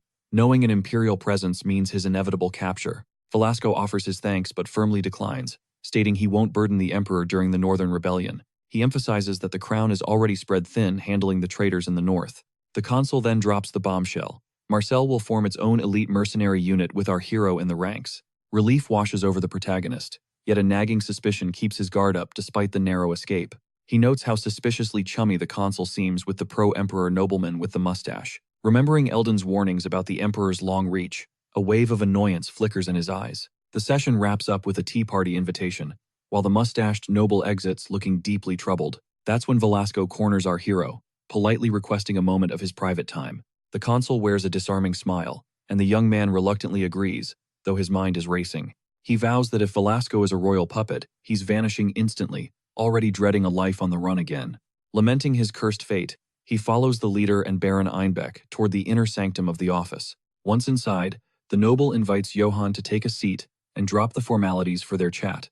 Our hero offers a quiet word of thanks while mentally mapping out the luxurious, heavy-set office doors. The leader turns sharply, his eyes piercing as he asks which noble house the boy actually belongs to. Breaking into a cold sweat, the MC doubles down on the Yates family lie. To his shock, Velasco beams with excitement. The consul reveals he knows the Yates name well, famous across the lands for their legendary, high-end liquor. Velasco produces a bottle, calling it a nostalgic treasure from the young man's supposed homeland. He sets out 2 glasses, the crystal clinking as he prepares to serve the spirit of the Yates family. He offers a glass to the hero, hoping the taste brings back fond memories. The protagonist takes it, feeling the pressure mount. Velasco fills his glass to the brim, his eyes never leaving the young man for even a second. The hero downs the drink, faking a nostalgic smile for a family legacy he completely invented. The leader lets out a satisfied laugh, but the atmosphere shifts from friendly to frigid in a heartbeat. Velasco asks if the Yates family survived the cold wind of the emperor's bloody purge in the north. The memory of his destroyed home hits the hero like a physical blow, his face hardening into a serious mask. The consul continues, noting how many noble houses were driven to banditry, and how one specific person is wanted for high treason. Our protagonist freezes as the boss drops a bombshell. That bloodline belongs to none other than his own family. He feigns ignorance, claiming he's never heard of them, but the leader's piercing gaze digs right into his soul. Suddenly, the leader chuckles and excuses his rambling, leaving our hero spiraling in total. A nervous chuckle escapes the MC's lips as the atmosphere thickens. Suddenly, Velasco rises, draped in a cold, enigmatic aura. He demands to know the truth. This wasn't some prestigious Yates vintage, it was just bottom-shelf local whiskey from the region. Pure panic flashes across our hero's face. The charade is finally over. He has been caught red-handed in a lie. Velasco drops the true name like a bombshell. Johann Yates, Johann freezes, sweat dripping as his heart hammers against his ribs. After exposing the fraud, the consul nonchalantly turns his back, promising he won't drag the young man before the emperor. But then, his gaze turns lethal. A chilling warning follows, suggesting his mercy might have a very short expiration date. The leader clarifies his cold motive. Every decision he makes is strictly for the prosperity and survival of Marcel. To him, political factions are irrelevant. Only one thing truly matters: maintaining absolute peace, no matter the cost or the ruler. He intends to manipulate the delicate balance of power to shield the innocent people from the coming storm. Now comes the ultimatum. The superior orders the boy to eradicate every single bandit to prove his actual worth. One failure means facing the emperor's executioner. Devastated by the pressure, the protagonist collapses against the cold stone wall. The dream of a quiet life is dead. Now, an invisible noose is tightening around his neck with every passing second. Dark memories of past scars and brutal warfare flood back. But he can't stay down. The fire within begins to flicker. Composure regained, he'll earn his place through blood and sweat. Suddenly, a frantic shout pierces through his grim thoughts. A young girl rushes toward him, screaming that the vanguard force has already breached the city gates. Our hero scans the horizon, squinting at the massive legion gathering in the distance, wondering if this is his new destiny. The second extermination force marches forth. Leading the pack are the notorious Red Iron mercenaries, legendary for their sheer brutality. Right behind them stand the holy warriors of Saint Ina and Saint Galanto, ready to unleash divine wrath upon the bandits. Are they actually famous? He asks. The girl nods. They are absolute legends whose names carry weight across the entire land. The Knights of Saint Galanto are elite alchemists and combat masters. Then there is the Order of Saint Ina, a fierce sisterhood of holy knights. Alongside them, the Red Iron dwarves, siege experts who value honor above their own lives. She points to Count Bartok's elite, the Elves of Aring, renowned for their unparalleled courage and sharp elven steel. Aren't elves usually jerks? He mutters, drawing a quick apology. Atop the wall, he readies himself for the tense encounter. A massive banner unfurls against the sky, marking the official start of this uneasy alliance between the powerful groups. With a thunderous roar, Captain Kumo of the Red Iron bellowed for Lady Ayn. The branch manager steps forward instantly. She presents our hero as their key knight. The dwarf chuckles, telling the young man to just relax and take it easy. I have an image to uphold, Johann retorts firmly. The captain flashes a wide grin and a supportive thumbs up. Respect earned. No one among these hardened warriors questions his authority or his right to lead anymore. Johann thanks the dwarf leader before turning to the Holy Knights to discuss their tactical movements for the coming raid. Their commander smiles, agreeing to synchronize their divine forces with Captain Kumo's heavy hitters for maximum impact. We meet Valian and Agenta, the faces of their respective orders. The dwarf captain beats his chest in a show of gratitude. Our hero is genuinely impressed. This dwarf isn't just a brute, he's a tactical genius who values organization and precision. But the manager remains skeptical. Why gather this much overwhelming firepower just to take down a few local bandits? The thunderous sound of approaching hooves cuts the conversation short. A new, arrogant player enters the scene. Bartok Gustav, a haughty elven knight, scoffs at the overkill. His subordinates, Laurent and Leon, echo his blatant arrogance. Their master clearly has a hidden agenda. The elf looks down at everyone with pure, unadulterated contempt and disgust. He trots up to our protagonist, demanding to know if he's the pathetic knight hired by the trading company. Johann locks eyes with him, introducing himself as Johann Yates, with a face of stone-cold seriousness. The elf sneers at the name, claiming he's never heard of such a nobody family. He warns he won't be saving him. Message received. Johann responds coldly. He won't forget this slight, nor will he ever ask for this elf's help. Even before the fight starts, Gustav barks that he'll never take orders from a dwarf in the heat of battle. Next, the knight Gustav demands the manager prepare a royal banquet in his name to celebrate his inevitable victory. The elven squad gallops ahead, leaving the rest of the group in their dust. Johann watches them go with narrowed eyes. Now he sees why the dwarf wanted total command. Even with these toxic elves, the bandits don't stand a chance. Just then, an assistant pulls the branch manager aside. It seems another problem is brewing in the shadows. The aide murmurs a secret, instantly capturing her master's undivided focus. Suddenly, the manager reveals a mysterious midnight rendezvous. Johann points to himself, completely caught off guard. Is Consul Villico back for more? The catgirl squirm awkwardly, dodging the question entirely. Twilight fades as the Legion gathers for a massive, pre-departure feast under the stars. Drunken elves raise their chalices, roaring that their blades will soon bathe in enemy blood. While elders grumble about the noise, our hero slips away. Fearing a rejected drink means war. To snub a toast is to betray an ally. Johann reaches a heavy door and knocks. A chilling voice beckons him inside. The door creaks open to reveal a room dripping in luxury. "Who called for me?" he demands. A hooded figure gestures for him to sit, radiating authority. Do these nobles ever stop drinking? Johann wonders, taking a seat in the dimly lit chamber. At least this isn't the gutter trash Villico served. The stranger pours a glass of liquid gold. "Do you only fight for gold?" The figure sneers. Johann laughs at the man's blatant disrespect. The tension peaks as the mysterious stranger finally throws back his hood, exposing his identity. It's Baron Einbach, an imperial heavyweight. Johann's eyes widen. He didn't expect this power player here. The mustached noble claims Marcel's neutrality is actually a knife aimed at the Emperor's throat. "Do you finally grasp why I've summoned you?" the Baron asks with a piercing, cold stare. Johann plays dumb. The nobleman just watches him, his expression turning dangerously sharp and serious. Twirling his groomed mustache, the noble waits. "Politics are a death trap," Johann retorts coldly. The Baron chuckles, offering a lesson. Every merchant is driven by two primal, dark desires: profit and absolute, crushing power, he reveals, pouring another drink with a predatory, wicked grin. He claims if the company backs him, Johann becomes their ultimate weapon. Johann questions his logic. "I'm just Johann of the Yates family," he reminds him. But the Baron has been digging. 0 records, no history. Johann is shook this man just poked a hole in his secret past. "There was once a Yates family," the Baron muses, a name suspiciously similar to the boys. "They were purged for treason, no survivors. But your name doesn't matter," the noble scoffs. "Marcel only values your lethal strength." Johann cuts to the chase. "What do you want?" The Baron drops the bombshell. "Desert the mission and enlist in the Emperor's elite personal army. It's a golden ticket to the Empire's inner sanctum and a seat at the table of power. He could become a legendary holy knight, draped in honors and the Emperor's divine favor. He'd even be granted vast, fertile lands to rule." Johann summarizes the deal, confirming the bribe. Grinning wildly, the Baron claims it's nature's law: the strong always harvest what the weak sow. In his world, it's only natural for the weak to be slaughtered by common bandits. He cackles like a lunatic, mocking life's losers, but Johann just smiles and delivers a no. The Baron is absolutely floored. Speechless, he stares at the boy who just rejected the world. Johann begins a grim tale. Months ago, a shadow knight descended upon his peaceful village. That imperial dog butchered his people. He'd offered Johann the same chance to be a sword.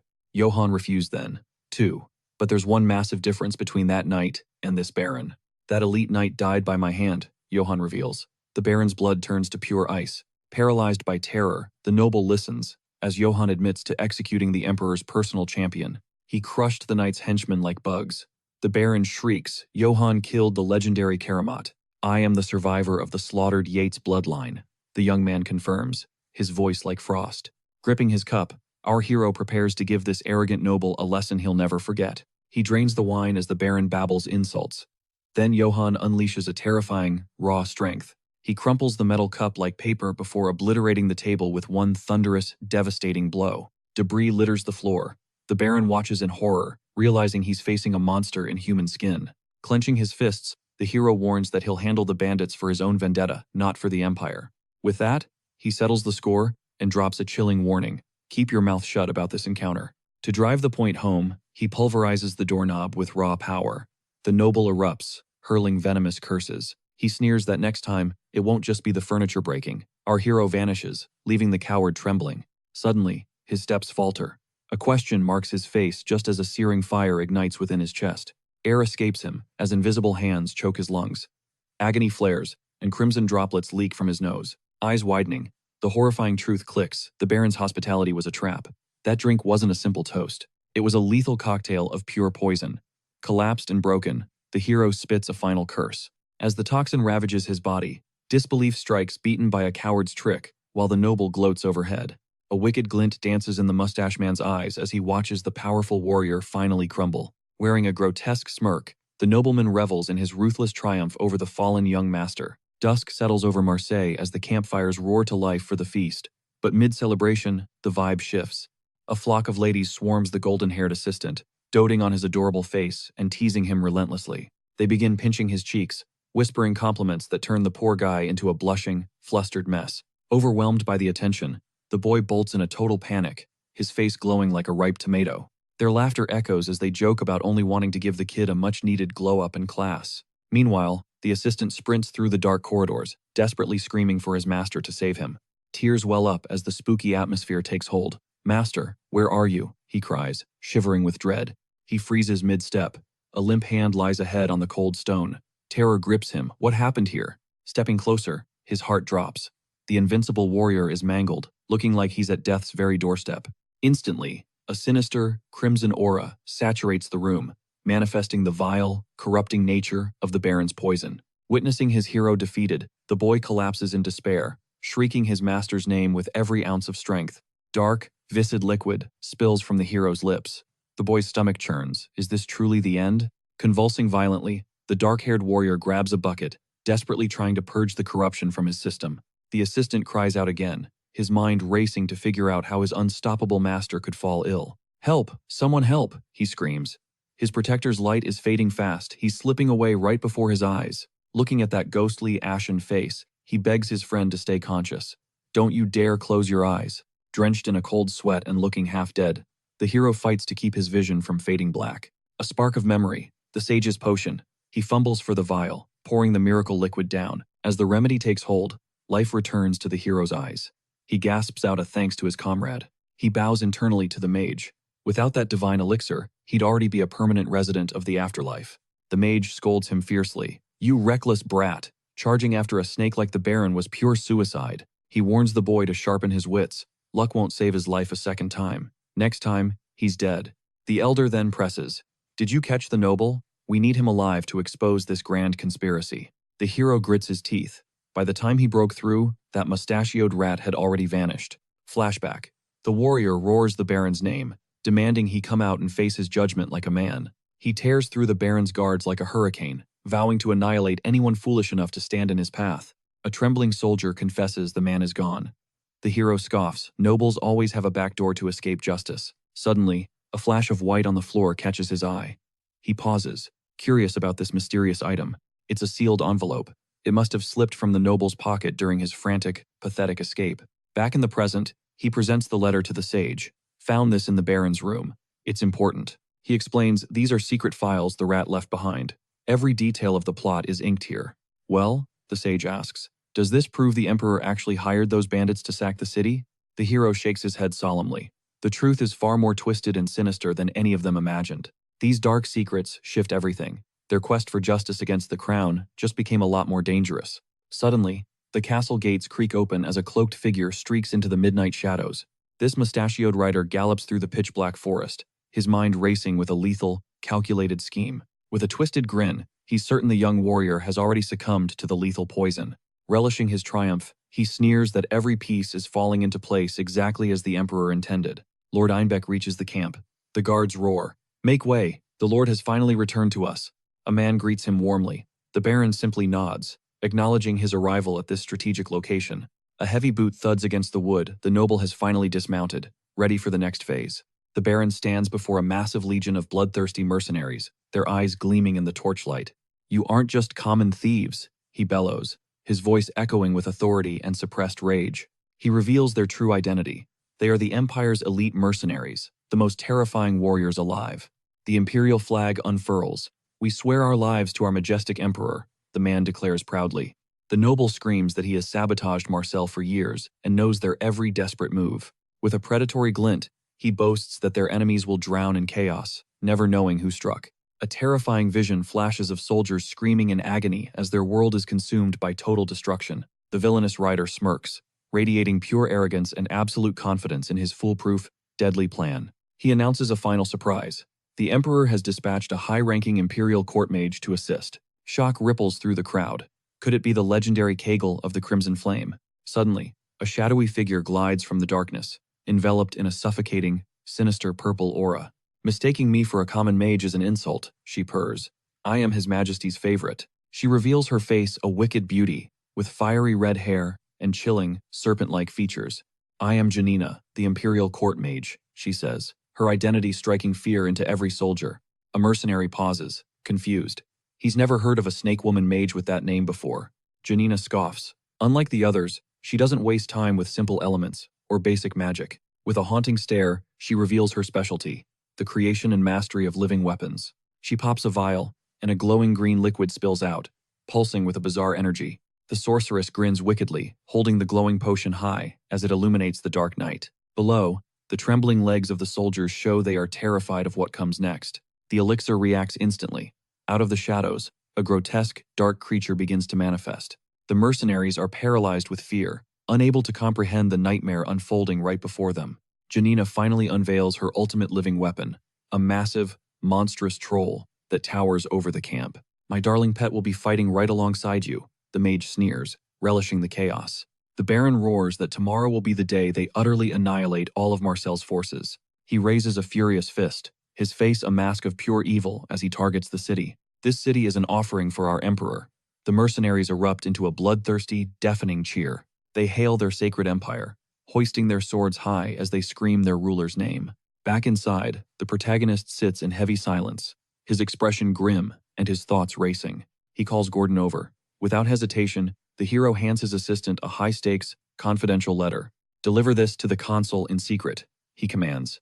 Gordon quickly secures the vital envelope. Sensing the mission's gravity, the young man immediately recruits the seasoned mercenaries, Goron and Kan. Elsewhere, a private debate rages, as the River questions why the mage is aiding that night. The guild manager is stunned. What does the River actually hope to gain from this? She wonders what the River's true goal is for the young warrior departing today. At the gates, the dwarf captain stands ready as the second subjugation force prepares to move. As they prepare for battle, a holy knight prays fervently for his lord's divine protection. Our hero leads the troops out. "Watch over my friends," he asks, as they charge forward. Regrouping with the front lines, he catches the eye of a veteran dwarf sentry before the captain approaches. The protagonist's resolve is steely as he nods. Seeing this, the dwarf commander signals the start. Inhaling deeply, the leader prepares to unleash a thundering war cry that echoes across the assembled legion. He commands the advance, but the arrogant elven knights ignore formation and charge recklessly into the fray. Chanting their own greatness, the elves break away from the main army in a display of pure ego. Their lack of strategy is staggering, making our hero realize why the dwarf insisted on supreme command authority. Maintaining his composure, the captain reiterates the tactical advance to ensure the original strategy remains intact. Across the border, Consul Velasco surveys his domain, while his feline assistant delivers a critical update. With a grim expression, she reveals that the subjugation force has finally crossed into enemy territory. Marcel's magistrate stares into the distance, clutching the secret letter sent by our protagonist. He questions its authenticity, only for his aide to confirm it was seized from the Baron's private quarters. Suspicion flickers in his eyes. The timing of this discovery, right before the campaign, feels far too convenient. Finding such damning evidence in a noble's room on departure eve has Velasco deep in thought. He weighs the intense blood feuds between houses, doubting the letter's legitimacy until the assistant interjects. She points out the unmistakable Einbeck seal, forcing the magistrate to acknowledge the cold, hard truth. Analyzing the wax seal and the sinister contents, he realizes the Baron is the true puppet master here. He tightens his grip on the parchment, concluding that the mustached noble is guilty beyond any doubt. The assistant reports that the noble vanished into thin air the moment they tried to apply pressure. Despite the flight being a clear admission of guilt, the consul still harbors doubts about the young warrior. He questions the merchant guild's loyalty, but the Catwoman fires back, defending their selective support. The elf acknowledges her stance with a thin smile, but drops a warning that chills the air. He warns that if this warrior's chaos shatters the city's peace, the consequences will be absolutely devastating. The threat lingers, the company won't escape the fallout. This cold attitude makes her suspect Velasco's true loyalties. Is he a secret pro-emperor spy? Meanwhile, at the enemy's main camp, tension is reaching a boiling point. Baron Einbeck is questioned about the rumors, responding with a villainous grin as the messenger's report arrives. He gloats that Marcel's elite force has walked straight into his trap. The city is practically theirs. The faction leader erupts into malicious laughter, savoring the taste of a victory that seems all but guaranteed. When a mercenary shares his crude post-war fantasies, the Baron scoffs at him in total disgust. The mage Janina sits silently at the table, her sharp eyes scanning the room with eerie calm. She notes the noble's pale complexion, but he quickly tries to mask his mounting anxiety with lies. He claims everything is fine, but the cold sweat dripping down his face tells a different story. Sensing his inner torment, the sorceress leans in and asks if he's heard about the legendary knight. Keramov desperately asks for confirmation that the knight was fatally wounded during the recent expedition. The request is so absurd that the mage and her companion burst into fits of mocking laughter. They treat the idea of him being hurt as a joke. He is, after all, the Empire's strongest blade, an absolute monster on the battlefield, decked out in mythical gear that makes him a one-man army. The Serpent Woman sneers, stating it's physically impossible for a mere mortal to scratch a titan like him. The Baron fakes a smile, but internally, he's seething, realizing he was played while plotting the hero's demise. Miles away, our protagonist halts his horse, his sharp senses tingling as he spots something off ahead. He observes the efficient carnage left behind by Gustav's unit, noting the trail of bodies littering the path. The elves cleared the way with lethal precision, but the elven knight immediately starts trash-talking the dwarves. He calls them slow and useless, triggering the dwarf captain's legendary temper in a heartbeat. The captain snaps back, reminding the arrogant elf that our hero's noble status demands far more respect. Fury explodes as the dwarf threatens to rip those pointy ears off, causing the elf to lose his cool. Our hero just sighs at the chaos, realizing that some racial beefs are just impossible to squash. Stepping in, he urges Captain Kummel to keep his cool. The dwarf bows, offering a quick apology. Turning toward an elven scout, the youth demands to know where the forces vanished post-clash. With a smug grin, the soldier brags that the legendary Lord Gustav and his knights swept the field. They are currently spearheading the main army to hunt down every last scrap of those runaway bandits. Deep in the woods, elven knights relentlessly pursue the terrified bandits through the dense thicket. The soldier cold-bloodedly declares all spoils and captives as the exclusive property of Master Gustav. Since the rest were late, they get 0 credit. Fury boils within the dwarven captain. The captain scoffs, stating they have been paid, so those pointy ears can take every last bit. The elf bristles at the jab, but our protagonist remains focused, his face etched with concern. Something feels off. He remembers those bandits managed to crush 3 elite mercenary squads recently, yet the elves suffered 0 casualties. His sharp eyes dissect the scene, searching for the truth. The math is not mathing. He glares at the surrounding tree line and realizes it is a massive setup. It is the ultimate kill zone. He asks the elf if they even bothered to scout the perimeter. The guard sneers, mocking his caution. In that instant, the chilling truth becomes crystal clear. They retreated intentionally to bait everyone. This is a setup, he screams internally. They are marching straight into a meat grinder, yet the dwarven captain remains stubbornly oblivious. He orders the advance, desperate to avoid any more whining from those arrogant elven knights. Our hero gallops toward the leader, pleading with him to halt the march immediately. As the captain questions him, the youth bellows at the top of his lungs. Defensive positions, now. Form a line and target the woods, he commands, leaving the soldiers completely baffled. A soldier mutters that blasting empty trees is insane, convinced the kid has finally lost his mind. He argues that if enemies are lurking, this terrain turns them all into sitting ducks. The risk is too high. Mentally, he maps out the surrounding enemies closing their net. Scouting is mandatory. The dwarf scoffs, claiming they will flatten any bandit who dares show their face. They are not just common thugs. He insists these enemies are on a whole different level. He roars that they must verify the threat before the main army falls into the abyss. Unmoved, the captain worries the elves will brand them as cowards if they are wrong.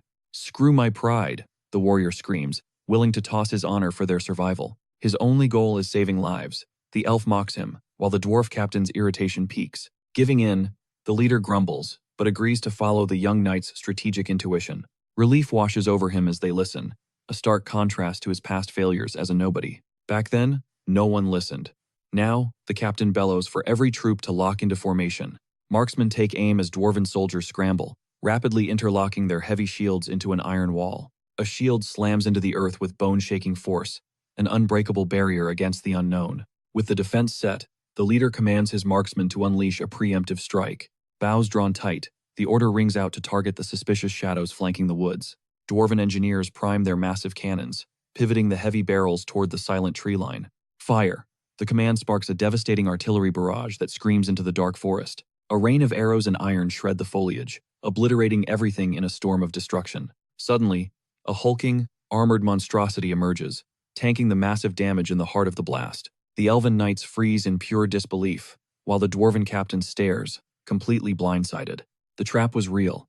Our hero calmly asks, "You have heard of the bullhead mercenaries, right? They are pricier than the Akkadian wolves, shadowy legends known for their astronomical rates and secrecy. When they strike, they charge like a stampede of enraged bulls, crushing everything underfoot. Their brutal strategy is to shatter the front lines and dismantle the enemy from within mercilessly." Our MC realizes their strategy mirrors World War II blitzkrieg. The mercenary questions the next move. He asks if tomorrow is the showdown, and our hero nods while issuing a chilling warning. These aren't common thugs, they're the Emperor's elite. The scarred veteran begins to tremble with fear. He begs for a tactical retreat, insisting that a head-on collision with this unit is suicide. He warns they have 0 survival odds, but the youth remains unfazed, asking for the reason. Rumors suggest this nightmare squad actually commands a legendary, bloodthirsty Minotaur. Suddenly, A core memory from the hero's childhood flashes before his eyes. It's the Minotaur, vanquisher of heroes, a title that strikes terror into the boldest hearts. Legends speak of a massive, unstoppable beast that leaves only a trail of defeated warriors behind. The young recruit vows to risk everything for the hero's escape, his face flushing with determination. "Forget the money," he shouts. "Just get our friend to safety first." A smirk plays on our hero's lips, clearly amused. Then, he drops a massive bombshell. He actually needs their blades for this mission. The mercenaries' fear transforms into pure adrenaline. They're dying to see this monster. The hero calls them out and offers his gratitude. However, the favor he's asking for is far from what they expected. Confusion sets in. Far away, hidden scouts watch the enemy army shift into a lethal formation. Suddenly, a rain of arrows whistles through the trees, targeting the hidden observers. Screams of agony erupt as the soldiers are torn apart by the unexpected volley. Amid the carnage, someone bellows that the bullhead mercenaries are launching their assault. A massive boot, shaped like a bull's hoof, slams into the dirt with bone-shaking force. A horn-clad helmet gleams the terrifying mark of the Emperor's finest legion. Deep in the forest, a precision shot finds its mark against one of the horned invaders. A mercenary readjusts his skull-faced helm, locking in for the bloodshed about to unfold. Their commander roars the order, sending his ironclad legion charging forward without hesitation. Across the field, dwarf engineers fire cannons, shaking the earth to stall the onslaught. Despite the fiery blasts, the bullheads press on, led by a fearless captain. They march in terrifyingly perfect rhythm. These aren't just soldiers, they're a machine of war. They close the gap with mechanical precision, mounted on monstrous, war-bred boars. A beastly mercenary lets out a roar, hoisting his massive axe for the kill. With glowing eyes and horned helms, they prepare to steamroll everything in their path. A tidal wave of enemies crashes against the meager defenses. The dwarf captain watches in horror. He finally recognizes these living legends. On his steed, our hero feels the pressure rising. Even with their traps, the odds look grim. He gallops toward the dwarf commander. He warns the captain to brace himself, because the real nightmare is about to begin. "I'll break their formation myself," the youth shouts, his voice filled with absolute conviction. The dwarf leader screams his name, warning him that charging solo is a death sentence. But our hero doesn't look back. Riding straight into the heart of the enemy storm, the captain rallies his troops, declaring the bullheads are here to test dwarf steel. Meanwhile, the dark-haired youth blurs past, narrowing the distance toward certain death. The captain mocks the enemies, claiming they're about to see how useless their gear is. The enemy legion spots the lone rider, wondering if he's just lost his mind. "If he wants to die, let's help him," their leader sneers. The hero launches a projectile. The object detonates in a flash, scattering the vanguard as panic erupts in the ranks. A bull-helmeted officer panics, screaming at his men to hold the line at all costs. The enemy leader scowls, realizing the ruse. Our hero's plan is finally exposed. He seethes with frustration as his goal slips away. Seeing the mess, the dwarf captain swears on his clan's sacred beard. Locking in, he commands his warriors to spearhead the front and shatter the enemy's defensive lines. With a guttural roar, the captain orders a total massacre. Suddenly, a mercenary in a horned bull helm braces for the dwarf's incoming strike. The collision is absolutely bone-shattering, vibrating through the ground. The formation splinters, sending soldiers into a panicked frenzy. Seizing the chaos, the dwarves push the advantage. They charge with everything. One warrior screams for his kin to fight with honor as total carnage erupts. An enemy merc swings a massive mace, aiming to crush skulls. Another bullhelm mercenary stands his ground. A jagged crack webs across his mask from the impact. The dwarf captain lets out a terrifying battle shout. He lunges into the fray, fearless and feral, directly clashing with one of the elite mercenaries. Their weapons collide in a shower of sparks. The mercenary's blade can't take the pressure and explodes into shards. Mid-combat, the captain lands a devastating blow that sends the mercenary soaring through the air like a ragdoll. He's a total beast. The other bullhelms freeze in shock, watching their strongest comrade get absolutely folded. His steel blazes with light. The captain bellows for his men to keep pushing. No stopping, not even for a second. Runes flare with lethal energy. He roars, telling them to let their flaming blades taste enemy blood without mercy. Witnessing the carnage, our protagonist just smirks. He watches the dwarves and realizes something. He's got zero worries about the dwarves now. With a confident grin, he decides it's time for his own play. Spurring his horse, he charges toward the enemy commander. It's time for a direct, high-stakes showdown. His steed blurs across the field, kicking up a massive dust cloud as he closes the gap instantly. The enemy leader waits, cold and calm, warning his men that a fast-moving rider is coming in hot. General Numeros narrows his eyes, watching the kid approach. He wonders who this crazy rider actually is. A soldier confirms it's the same brat who tried breaching them earlier. Numeros just scoffs, calling him a fool. Suddenly, a soldier named Decanos steps up, begging his lord for the chance to execute the young warrior. Numeros gives the green light. Decanos bows, thanking his master for the chance to taste some glory. Finally, we see the face of Centurion Numeros, the terrifying commander of the notorious bullhead mercenaries. Decanos readies his blade, swearing to end the hero. But before he can move, the boy hurls something fast. It slams directly into his face with insane force, completely obliterating his helmet and his guard. The helm shatters into pieces, leaving him wide open. The young man gallops past him like he's nothing. Decanos collapses, instantly defeated. The hero pulls his reins, staring down the entire mercenary unit. The mercenaries are speechless. Looking around, the protagonist realizes the legend of the Minotaur is actually real. He recalls the whispers and confirms it. The horror stories about this beast weren't just fairy tales. He barks out a question, asking the bull-faced giant if he's the one running this circus. The beast tells him to dismount if he wants to catch these hands. The hero is genuinely confused. Why the weird request? The enemy smirks, explaining that if things get messy, the horse might get injured. He actually likes the stallion, unlike his men, who are already eyeing the kid's high-tier loot. The hero nods and dismounts, mentioning the horse carries his own brother's name. He smirks, threatening to turn the beast's tail into a stew. The leader just laughs and accepts the challenge. He mockingly calls the kid a walking gift basket. The bull-faced man pauses, clearly confused by the weird burn. He's still processing it while our dark-haired protagonist just flashes a dangerous, mischievous grin. Battle mode activated. With a lightning-fast burst of speed, he lunges forward to start the dance. The enemy leader lets out a primal roar, charging the young warrior with pure, unadulterated power. He swings a massive axe, aiming to pulverize the hero, but the kid dodges with insane agility. Ducking low, he narrowly escapes the devastating arc of the axe, repositioning himself like a pro. Missing his mark, the beast roars in pure rage. The hero leaps back to reset the distance. He locks in, analyzing every muscle movement as he prepares to counter with everything he's got. The reach gap is absolutely cooked. The enemy just smirks and starts spinning his massive axe. Our hero realizes a single scratch means game over. This monster's raw power is absolutely insane. One direct hit would snap him like a twig. Forced onto the defensive, he kicks himself for leaving his wolf behind. Trapped in this lethal dance, the frustrated beast roars, demanding he quit running and face him like a true warrior. Heaving his massive axe high, he vows to grant the rider a legendary death. Mid-swing, the boy's eyes lock onto a fatal flaw. It's the perfect window for a counterstrike. Panic flashes in the leader's eyes as he realizes the trap.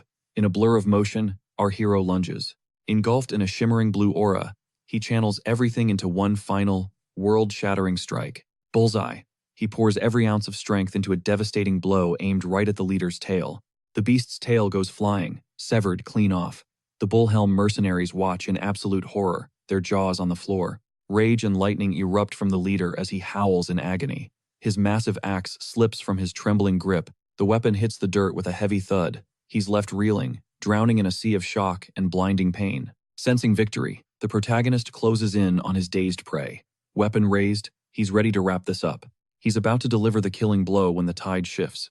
Nearby, the dwarves seize the chaos to push back. Charging the mercenary lines, the dwarves ignite a brutal melee that quickly turns into a bloodbath. Both sides clash with desperate courage. Suddenly, the holy knights storm the field under their commander's stern command.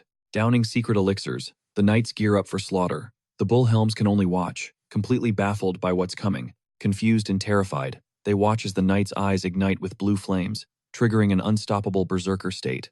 Empowered by the serum, the knights tear through the mercenaries like wet paper. One blue-eyed warrior slices through his foe with terrifying grace. Enraged, a mercenary lunges back, desperate to take a knight down. He swings wildly, but a female knight intervenes, parrying his strike with lethal precision. Rescuing her ally, her face remains a mask of cold steel as she carves a path through the enemy ranks. With elite skill, she barks at her comrade Agenty to quit slacking and get back into the fray. Agenty chants a chilling creed, invoking the light's protection. Watching his army crumble, the mercenary leader bellows for his men to hold the line. He swears Lord Numeros is about to crush that rider into dust. But reality is much darker. Back at the center, a mangled Lord Numeros is teetering on the edge of total defeat. Our hero stands firm, his mace slick with the dark essence of his fallen foe. The beast finally collapses, his spirit broken. With a gaze like ice, the young man stands over him. He offers the monster one last chance for final words before declaring himself the vanquisher of heroes. A deafening silence hits the mercenaries as their king falls. The defeated leader begins to pathetically beg for his life. He pleads for mercy, but the hero just shrugs. He's still got a craving for that promised stew. The beast stammers, claiming there's no honor in slaying a broken foe. Trembling with fear, he confesses he's not even a true minotaur. It was all a massive bluff. Our hero is just straight up confused now. Demanding an explanation, he learns the guy is only a half-breed, making this victory basically worthless for his reputation. The hero stays quiet, clearly unimpressed by this pathetic attempt at a guilt trip. He scoffs, admitting he couldn't care less about glory or achievements. He's got bigger plans. The dark-haired youth turns his back and spots a soldier with a bugle. He barks a sharp order, demanding a message be sent to the front lines as soon as possible. He wants every single soul to know the score. The message is simple. They've been utterly wiped out. The fallen leader sinks into a pit of total despair. Looking back at the beast, the boy coldly informs him he's officially become spare meat for the holiday feast. With a deadly serious glare, he warns the beast he's now a witness, and he better not breathe a single lie. Terrified, the once mighty leader lets out a pathetic moo. Meanwhile, his loyal goons are still desperately swinging their swords, screaming that their boss will save them. Suddenly, a bugle blast echoes across the battlefield. His blood runs cold as he realizes the signal. Their invincible centurion was just soloed by one knight. Right on cue, the dwarf captain storms in with his squad, mocking the survivors with a triumphant roar. He tells his butler to blast the victory call for the whole world to hear. Meanwhile, things are heating up at the Katana trading branch. Deep within Marcel, a feline aide delivers startling news.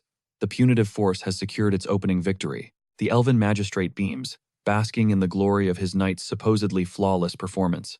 However, the mood shifts as she admits they've lost all contact. The magistrate bolts upright, roaring in disbelief. Paralyzed by shock, he struggles to process how an entire battalion could simply vanish into thin air. Facing mere bandits shouldn't be a problem, but the Catwoman hints these weren't ordinary thugs. With a grim expression, she produces an urgent report that reveals the true gravity of their situation. She urges him to scrutinize the details, exposing the full confession of the Bullhead Mercenary Corps. The evidence is damning. Baron Einbeck was the puppet master pulling the strings all along. But the real bombshell? The mercenary centurion is actually a monstrous minotaur. The magistrate's jaw drops. He can't wrap his head around how such a beast was taken alive. With a smirking nod, she confirms the capture, leaving the noble elf utterly speechless. He demands to know who could pull off such an impossible feat. The answer is already waiting. Back on the blood-soaked field, our hero stands amidst the carnage when a familiar voice calls his name. He turns with a piercing gaze, finding the old mage and his young apprentice finally arriving. The boy lunges for a joyful hug, ignoring his master's injuries as the hero shrugs off the pain. Eyes sparkling, the kid begins reenacting the battle, hyping up his master's insane moves with pure excitement. Though he plays it cool, our hero secretly hopes the kid shouts louder so the magistrate hears. But the endless fanboying soon becomes too much, leaving our legendary warrior wanting to hide in shame. Just then, the dwarf captain marches up, declaring that the boy isn't exaggerating one bit.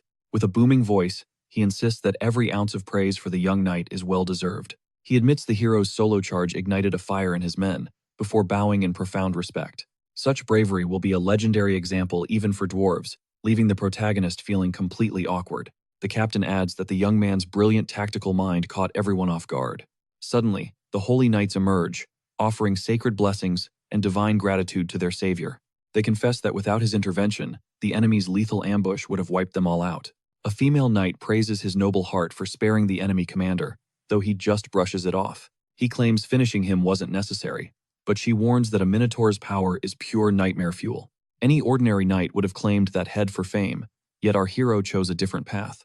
She sees true compassion, while the protagonist internally cringes at the high-level glazing he's receiving. He maintains he only kept the beast for utility, thinking everyone is overreacting to his mercy. The mage cuts in, asking if he realizes just how much blood is on that half-breed's hands. With a stern look, the elder warns that fake modesty only makes sincere gratitude feel awkward. As the army bows in unison, the dwarf leader bellows that it's time to crush Einbeck's remaining forces. But as they scan the horizon, they realize there's not a single soul left to fight. The perspective shifts to a quiet command tent, signaling the end of this bloody chapter. Suddenly, a battered elven scout stumbles in, collapsing from pure exhaustion and terror. Recognizing him as Gustav's messenger, the hero realizes this man doesn't carry the scent of victory. His comrades rush to haul him up as he gasps for air, clinging to his final spark of life. He begs for backup, his eyes wide with horror as he describes an encounter with a colossal troll. A dark flashback drags us into a cursed forest where the lake waters run thick and murky. A ripple breaks the surface as a massive, heavy footfall echoes through the oppressive silence. A nightmare begins to rise from the depths, while retreating soldiers scramble across the water in frenzy. Blinded by primal fear, they flee from an unspeakable terror that's hunting them through the mist. Close behind, the elven cavalry charges through the shallows, relentless in their pursuit of the broken enemy. One soldier freezes, paralyzed by dread as an elven blade descends with lethal, shimmering precision. The elf obliterates the soldier effortlessly. During the chase, the foe's lifeless husk plunges into the dark depths below. Witness the brutal aftermath of the elven knight's fury. High above, a scout cold-bloodedly surveys the corpses drifting downstream. Smirking with pure arrogance, he scoffs that the slaughter was too easy. There's zero thrill in crushing such weaklings. A comrade mutters, "They're just paying off debts. Honor doesn't exist in a bloodbath like this." He vents about that shady merchant debt and the scheming Count Batok who dragged them into this mess. Greed wins out as they push forward to strip the dead. Their commander stands tall, ready to lead the hunt. He bellows a command to the assembled ranks, ordering them to hunt down and erase every single survivor. As the cowards flee through the woods, he demands his men pillage every shiny scrap from the fallen. Eyes narrowed, he warns that anyone skimming off the top will face a fate worse than death. The Elven Legion surges through the swamp to obey. Their captain lingers, watching his warriors disappear into the mist. The hunt is grueling. Eventually, the knights halt to catch their breath and double-check their lethal gear. Stunned, a soldier admits he never knew such a cursed landscape lurked so close to Marcel's borders. A knight growls that this rot hole is a rat's nest for bandits. Suddenly, an eerie ripple breaks the water's surface. He readies his blade. A shout rings out, "Someone is coming." Instantly, the entire unit shifts into high alert. A mangled soldier limps toward them. They're baffled. How did such a seasoned warrior get wrecked? His lips tremble, frozen in pure terror. Before he can speak, an invisible force yanks him backward violently. A desperate scream echoes as he's dragged under. Panicked, a knight unsheathes his steel in a flash. Bracing for the unknown, cold dread sinks in. What kind of nightmare just crawled out of the abyss? A colossal, grotesque troll rises from the murky depths, its sickly yellow eyes locking onto the trembling knights. The beast unleashes a bone-chilling roar, flashing razor-sharp fangs. The battered messenger finally spills the terrifying truth. They walked right into a lethal ambush. Our hero realizes, with a jolt, this whole fight was just bait. Trolls weren't in the intel. Desperate, the elf pleads for them to rescue Batok's 3 remaining stranded warriors. Dropping to his knees, he begs them to save his brothers-in-arms trapped in that hellscape. The dwarf captain looks for options, but the holy knight stands firm. Their sacred creed forbids such cowardice. Abandoning those in need isn't an option. Our hero turns to her, asking for the lowdown on these trolls. He needs to gauge the threat. She's slain one before, but admits they are a total nightmare to kill. Ordinary humans don't stand a chance. Their hide is supposedly tougher than solid granite, making them walking fortresses. Their muscles are braided steel. The sheer, mountain-crushing power they wield is simply more than any human can tank. The real kicker? These monstrosities possess a terrifying, lightning-fast healing factor. Wound them all you want, the gashes just knit back together instantly.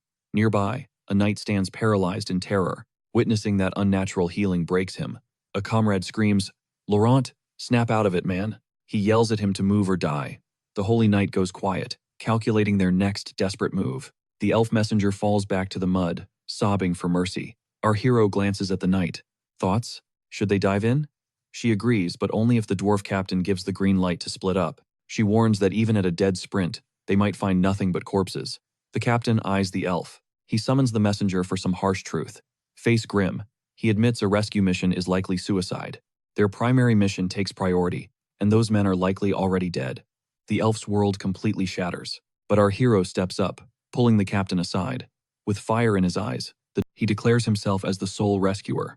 The elven messenger gasps, insisting that such a reckless gamble cannot be taken lightly. Yet, our hero argues his absence won't hinder the main force. The dwarf captain scoffs, barking that it is a suicide mission that only courts death. The hero counters, "What if they're still drawing breath?" He silences the captain, refusing to abandon his brothers in arms. Watching them fall is not an option. He roars that even a single survivor makes this mission worth the risk. The holy knights stand in awe of his sheer grit. Facing the captain, he demands formal approval to depart. The dwarf holds his gaze in heavy silence. Finally, he exhales a weary sigh, having weighed the boy's resolve. A smirk creeps onto his face. He admits the kid's unpredictability is truly something else. He agrees to prep the team. Watching from the sidelines, the mage reflects on his pupil's legendary spirit. To the old master, the hero's true motives are as clear as day. Our main character bets on the elf's resilience against that troll. Plus, a massive payday awaits if he pulls this off. Success means hitting the jackpot. Deep within a shadowed lair, dark tidings arrive. The elven trap has been sprung. A hooded figure erupts in a chilling, wicked cackle. He relishes the victory. If those knights perish, the alliance between Marcel and Aaron's will shatter into dust. But a cold voice interrupts the celebration is premature. Their primary target has yet to take the bait. A scarlet-haired woman sneers, noting that their expensive imperial gold was spent on absolute weaklings. She questions how they folded so effortlessly. Nearby, a man stroking a sharp mustache chimes in. The Bullhead Company was merely a sacrificial pawn. Flashing an oak crest, he reveals the true endgame. She inquires about Janina's monstrous troll. The mustachioed man oozes confidence, unfazed by any threat. He knows trolls fear fire, yet he remains calm. Even if the elves find that flaw, he is unconcerned. Total victory is guaranteed. The redhead explains she strategically deployed the beast into the sodden marshlands. The humidity is a perfect shield. The man nods, knowing conventional flames are useless in such a place. Against a beast like this, ordinary fire fails. The woman gloats that they will perish in the suffocating shadows. Torches won't even spark here. We cut to the pitch black, dripping depths of the swamp. The monster lurks, hunting the knights. Suddenly, an eerie green glow pierces the gloom with blinding intensity. Our hero is stunned. How can a flame roar so fiercely in this flooded hellscape? A sister knight identifies the holy spell, the legendary fire of Ina. This is ancient, sacred sorcery. Her monastery's secret weapon for slaying beasts. The boy asks if this blaze took down the giant troll. The knight nods. This celestial fire is the only thing that can halt the monster's regeneration. Our dark-haired protagonist is intrigued. Is this flame truly that different from ordinary fire? A sister explains. Once ignited, even the deepest waters cannot quench this purifying blaze. He realizes it's basically magic white phosphorus. He's floored by the sheer power of these sister knights. Their skill and grit are top tier. The woman credits their divine deity for such overwhelming power. Decades of monastery training paid off. Our hero finally breathes easier with such powerhouses at his back. The mission is clear. Distract the beast and extract the elves. Slaying it isn't the priority. He assumes the elves are playing it smart and hiding. Nobody fights a monster like that head-on forever. Instead, an elven knight screams for his men to hold the line. Cowardice is not an option. He orders a desperate charge to reclaim their lost honor. The troll responds with a bone-chilling, guttural roar. The beast readies a devastating strike. Suddenly, our hero's clever companion begins barking frantically. Keramov has picked up a scent. The knight looks puzzled. Wait, the dog has a name? Deep in the woods, 3 riderless horses with vibrant blankets bolt through the shadows. Confusion hits our hero. Why are these steeds roaming the forest without their elven masters? Dread washes over them both. Reality sinks in. The hero turns to Sister Valiant with a grim face. The hiding theory was dead wrong. Yet, the sister sees a silver lining. It means they're still fighting. The knight warns their fire won't finish the beast. But our hero just smirks. That's exactly what I need. He charges ahead to stall for time.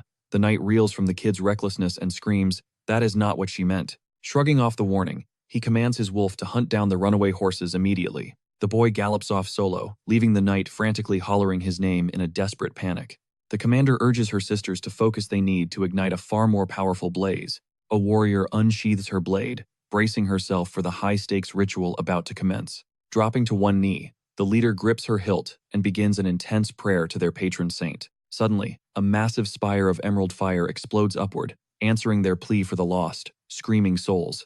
They beg the holy flames to lead every soul trapped in the abyss back to the light. Mid-battle, an elven knight squares off against a colossal troll as it unleashes a bone-chilling, primal roar. Without a hint of fear, the elf lunges forward, pouring every ounce of strength into his strike. However, the beast simply winds up a devastating haymaker to crush the oncoming warrior. The monster swings a lethal strike, intent on ending the elf's life right then and there. Defying the brute's power, the knight manages to slice a deep, surgical wound across its massive hand. Recentering himself, his eyes blaze with ironclad resolve, fully prepared to keep up the assault. His confidence shatters into pure terror when he realizes his best strike barely even scratched the beast. The troll's flesh knits back together instantly, its enraged howl shaking the very ground beneath them. Seeing the wound vanish paralyzes the knight. He realizes they are in a literal nightmare now. With a lightning-fast strike, the monster slams into the warrior, tossing him aside like a rag doll. Gasping for air, he mutters, "It is not over." But internally, he knows they are facing total annihilation. His allies lie broken across the battlefield, their spirits crushed by the monster's overwhelming dominance. Sweat pouring down his face, the elven commander looks on in sheer, hopeless agony. He knows his exhausted squad has reached their limit. They simply cannot survive another round with this beast. Utterly alone, he searches for a way out, realizing they are barely clinging to consciousness. Suddenly, a wounded ally staggers up, gripping his sword for one last, desperate move. The commander barks his friend's name, demanding to know what suicidal plan he is cooking up. The knight looks back with a grim apology, admitting he simply cannot stand by any longer. He orders his leader to escape with the survivors, while he draws the monster's deadly attention. Furious at the suicidal talk, the elven captain roars, "Do not you dare be so stupid." But the choice is made. His comrade steps forward, ready to trade his life for theirs. As the troll winds up its finishing blow, the leader screams his friend's name in pure heartbreak. The troll's fist descends like a mountain, slamming directly into the knight who stood his ground. To his shock, the commander sees his friend still breathing, completely baffled as to how he survived. The knight stands frozen in shock, wondering why the hell he was not turned into a red paste. Suddenly, the beast howls in agony as a spear buries itself deep into its thick, leathery neck. The troll reels back, and the elven leader's jaw drops at the impossible sight unfolding before him. Stunned, he wonders how any mundane spear could possibly penetrate that monster's rock-hard hide. With eyes wide in disbelief, he searches for the mysterious warrior capable of such a feat. His comrade calls out, pointing toward a figure charging through the shadows at breakneck speed. Our hero bursts onto the scene, spear gripped tight as he gallops straight into the fray. He barks at the elven knights to retreat immediately and run like hell, without ever looking back. We cut to the Katana Trading Company's Marseille branch, cloaked in the silence of the night. Inside the office, an elven magistrate and his feline assistant huddle over a cryptic, mysterious letter. The message demands the Marseille gates open at midnight for 500 incoming mercenaries. The assistant speculates that this reeks of a calculated invasion plot by Baron Einbeck. He confirms the guard captain has been alerted tonight. They will be ready for whatever hell breaks loose. No threat shall breach these fortress walls. Deep within the camp, a desperate prayer rises for our hero's divine protection. The young apprentice pleaded with the heavens that the savage claws and jagged fangs of those beasts would never touch his master. Suddenly, a cold voice cuts through his devotion, questioning his paralyzing fear. The boy flinches, finding the mage Suetelg looming over him, having witnessed his every desperate plea. He knows his master is a legend, but a mere mortal cannot solo a troll. The mage grimly concurs, noting it usually takes a whole legion to fell such a titan. The boy freezes, but the elder offers a secret. There is a way to slay the unslayable. He reminds the boy that his master carries 2 mystical waters, infused with the ancient power of the Eiffel River. Instantly, the water of wrath and blessing flash in his mind. The boy's eyes ignite with hope. The mage explains that coating a blade in the water of wrath bestows god-tier power upon it. The weapon evolves, becoming a conduit for a singular, devastating fatal strike. It can obliterate any foe in its path. Furthermore, the protagonist knows exactly how to unleash this hidden trump card. He'll turn that lethal edge against his enemy. Back at the front, the troll erupts in a blood-curdling shriek. The elven knight is paralyzed by the carnage. A soldier screams at his leader to snap out of his trance and order a tactical retreat immediately. Our hero gallops past them, continuing his deadly dance with the ugly behemoth. He believes his raw strength can pierce its hide, but his real mission is buying time for the survivors. However, in the chaos, he completely forgets the game-changing water of wrath sitting in his arsenal. Suddenly, clarity strikes him like lightning as cold sweat beads on his brow. Witnessing the monster's wounds, the elven commander declares this is their one golden shot to finish the beast for good. The protagonist roars at him to stop, warning it's a fatal blunder. The leader bellows for his men to fall back, realizing they're outmatched. But a rogue soldier insists that if a human can fight, so can they, and charges recklessly. The troll retaliates with a bone-shattering blow, and the leader screams the soldier's name in pure, raw despair. The impact sends knights flying like ragdolls, showcasing the titan's overwhelming might. The knight who charged is left mangled and broken by the beast's strike. Our hero snarls that they're all idiots for interfering. He came to rescue them, not to babysit them in a brawl. The troll rips the spear from its own neck and prepares a vicious counterstrike. With terrifying velocity, it hurls the weapon straight at our protagonist. He braces himself to intercept the projectile and keep the pressure on. Spear in hand, he commands everyone to advance. He readies his ultimate move. Our hero gallops at full tilt, heading straight into the jaws of the beast. It's a final, decisive clash. The monster glares with murderous intent, warning the knight to watch his every move. The young man knows if the elves can just escape, he's done his job, and he moves like a blur. He shouts a distraction, throwing a projectile directly at the monster's eye to blindside it and slip past safely. He maneuvers past the Titan, hoping he's crippled its mobility, but the creature isn't that easily deceived. Its yellow eyes ignite with a terrifying, unquenchable rage. The beast lunges with god-tier speed, snatching the dark-haired warrior before he can even blink. The elven knight shrieks in horror at the sight. Helpless, they watch as the creature drags him toward the water's edge, intending to drown the life out of him. Panic sets in as he's pulled into the monster's clutches. He's too close to escape this watery grave.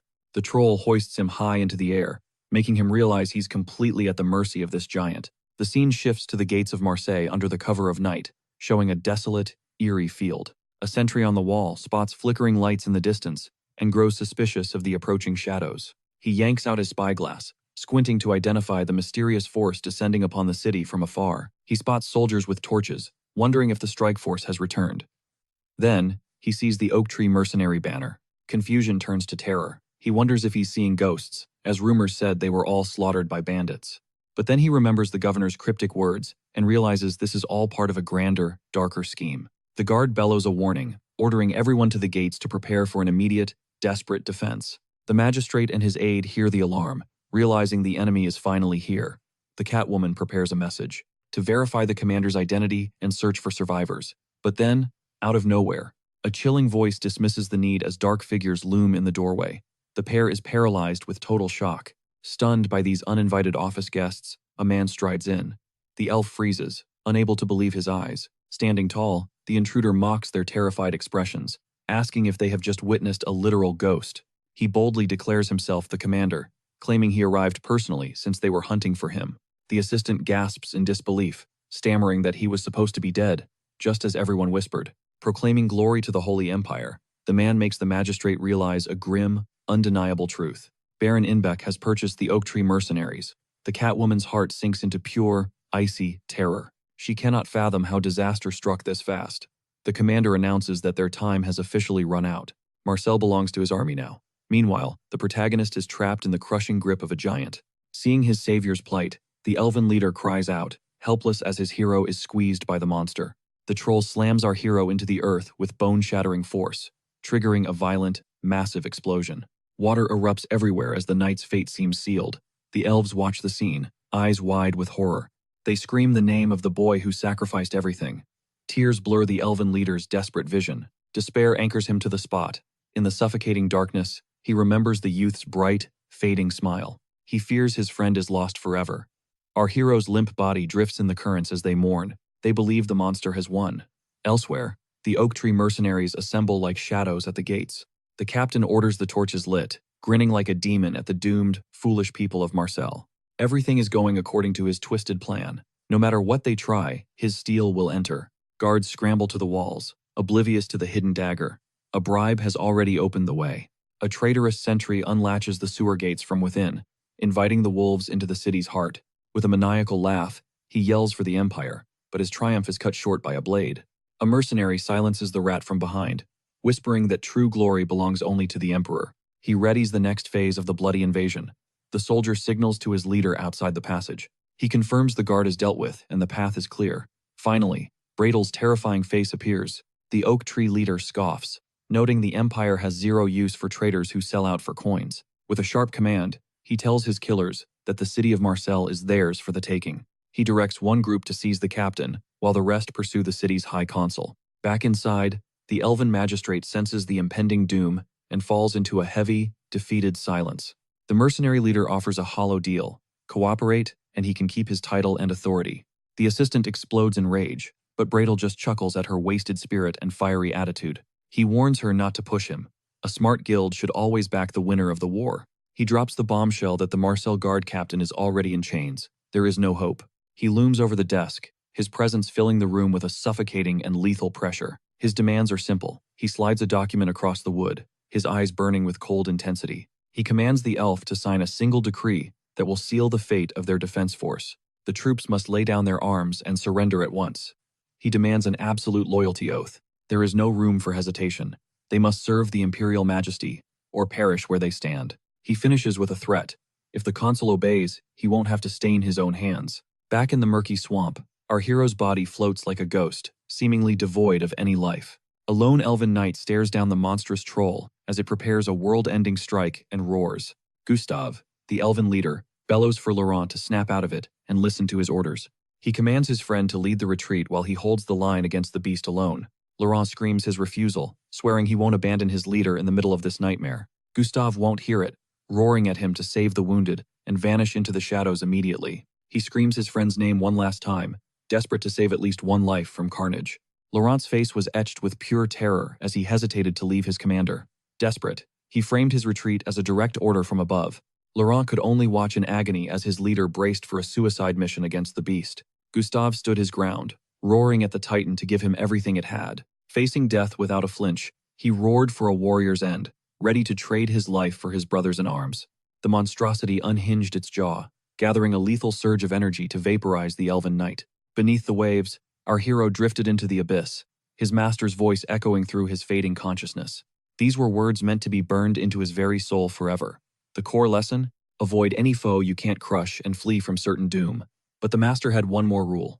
If cornered with no escape, strike with absolute lethality, and never hesitate for even a fraction of a heartbeat. Back in reality, the youth's eyes fluttered open as he whispered a final apology for failing to survive. Dark crimson clouds bloomed in the water he was mangled. Paralysis took hold as his body finally gave out. Drained and broken, he let the darkness embrace him, surrendering to the cold touch of destiny. Memories of a life defined by agony flashed by as his pulse slowed to a rhythmic crawl. With his lungs burning for one last breath, he felt his heart stuttering toward its final, permanent stop. He craved the silence of the grave. But then, a flicker of light pierced the murky swamp depths. A glowing blue entity manifested in the gloom. Suddenly, the protagonist's eyes snapped open with renewed fire. He spat at the face of death, clenching his fist as raw willpower surged through his veins. A thunderous voice echoed in his mind. If fate traps you, shatter it. He exploded upward through the surface. With a gaze that could kill, the voice commanded him to murder his own demise and seize life. His heart hammered like a war drum, flooded with a terrifying new power that defied all logic. Erupting from the depths, he bellowed a challenge to destiny itself. His eyes burned with a primal, vengeful fury. He stared down the Titan, locking into a dance of death for the final round. He vowed to tear through his own end to survive.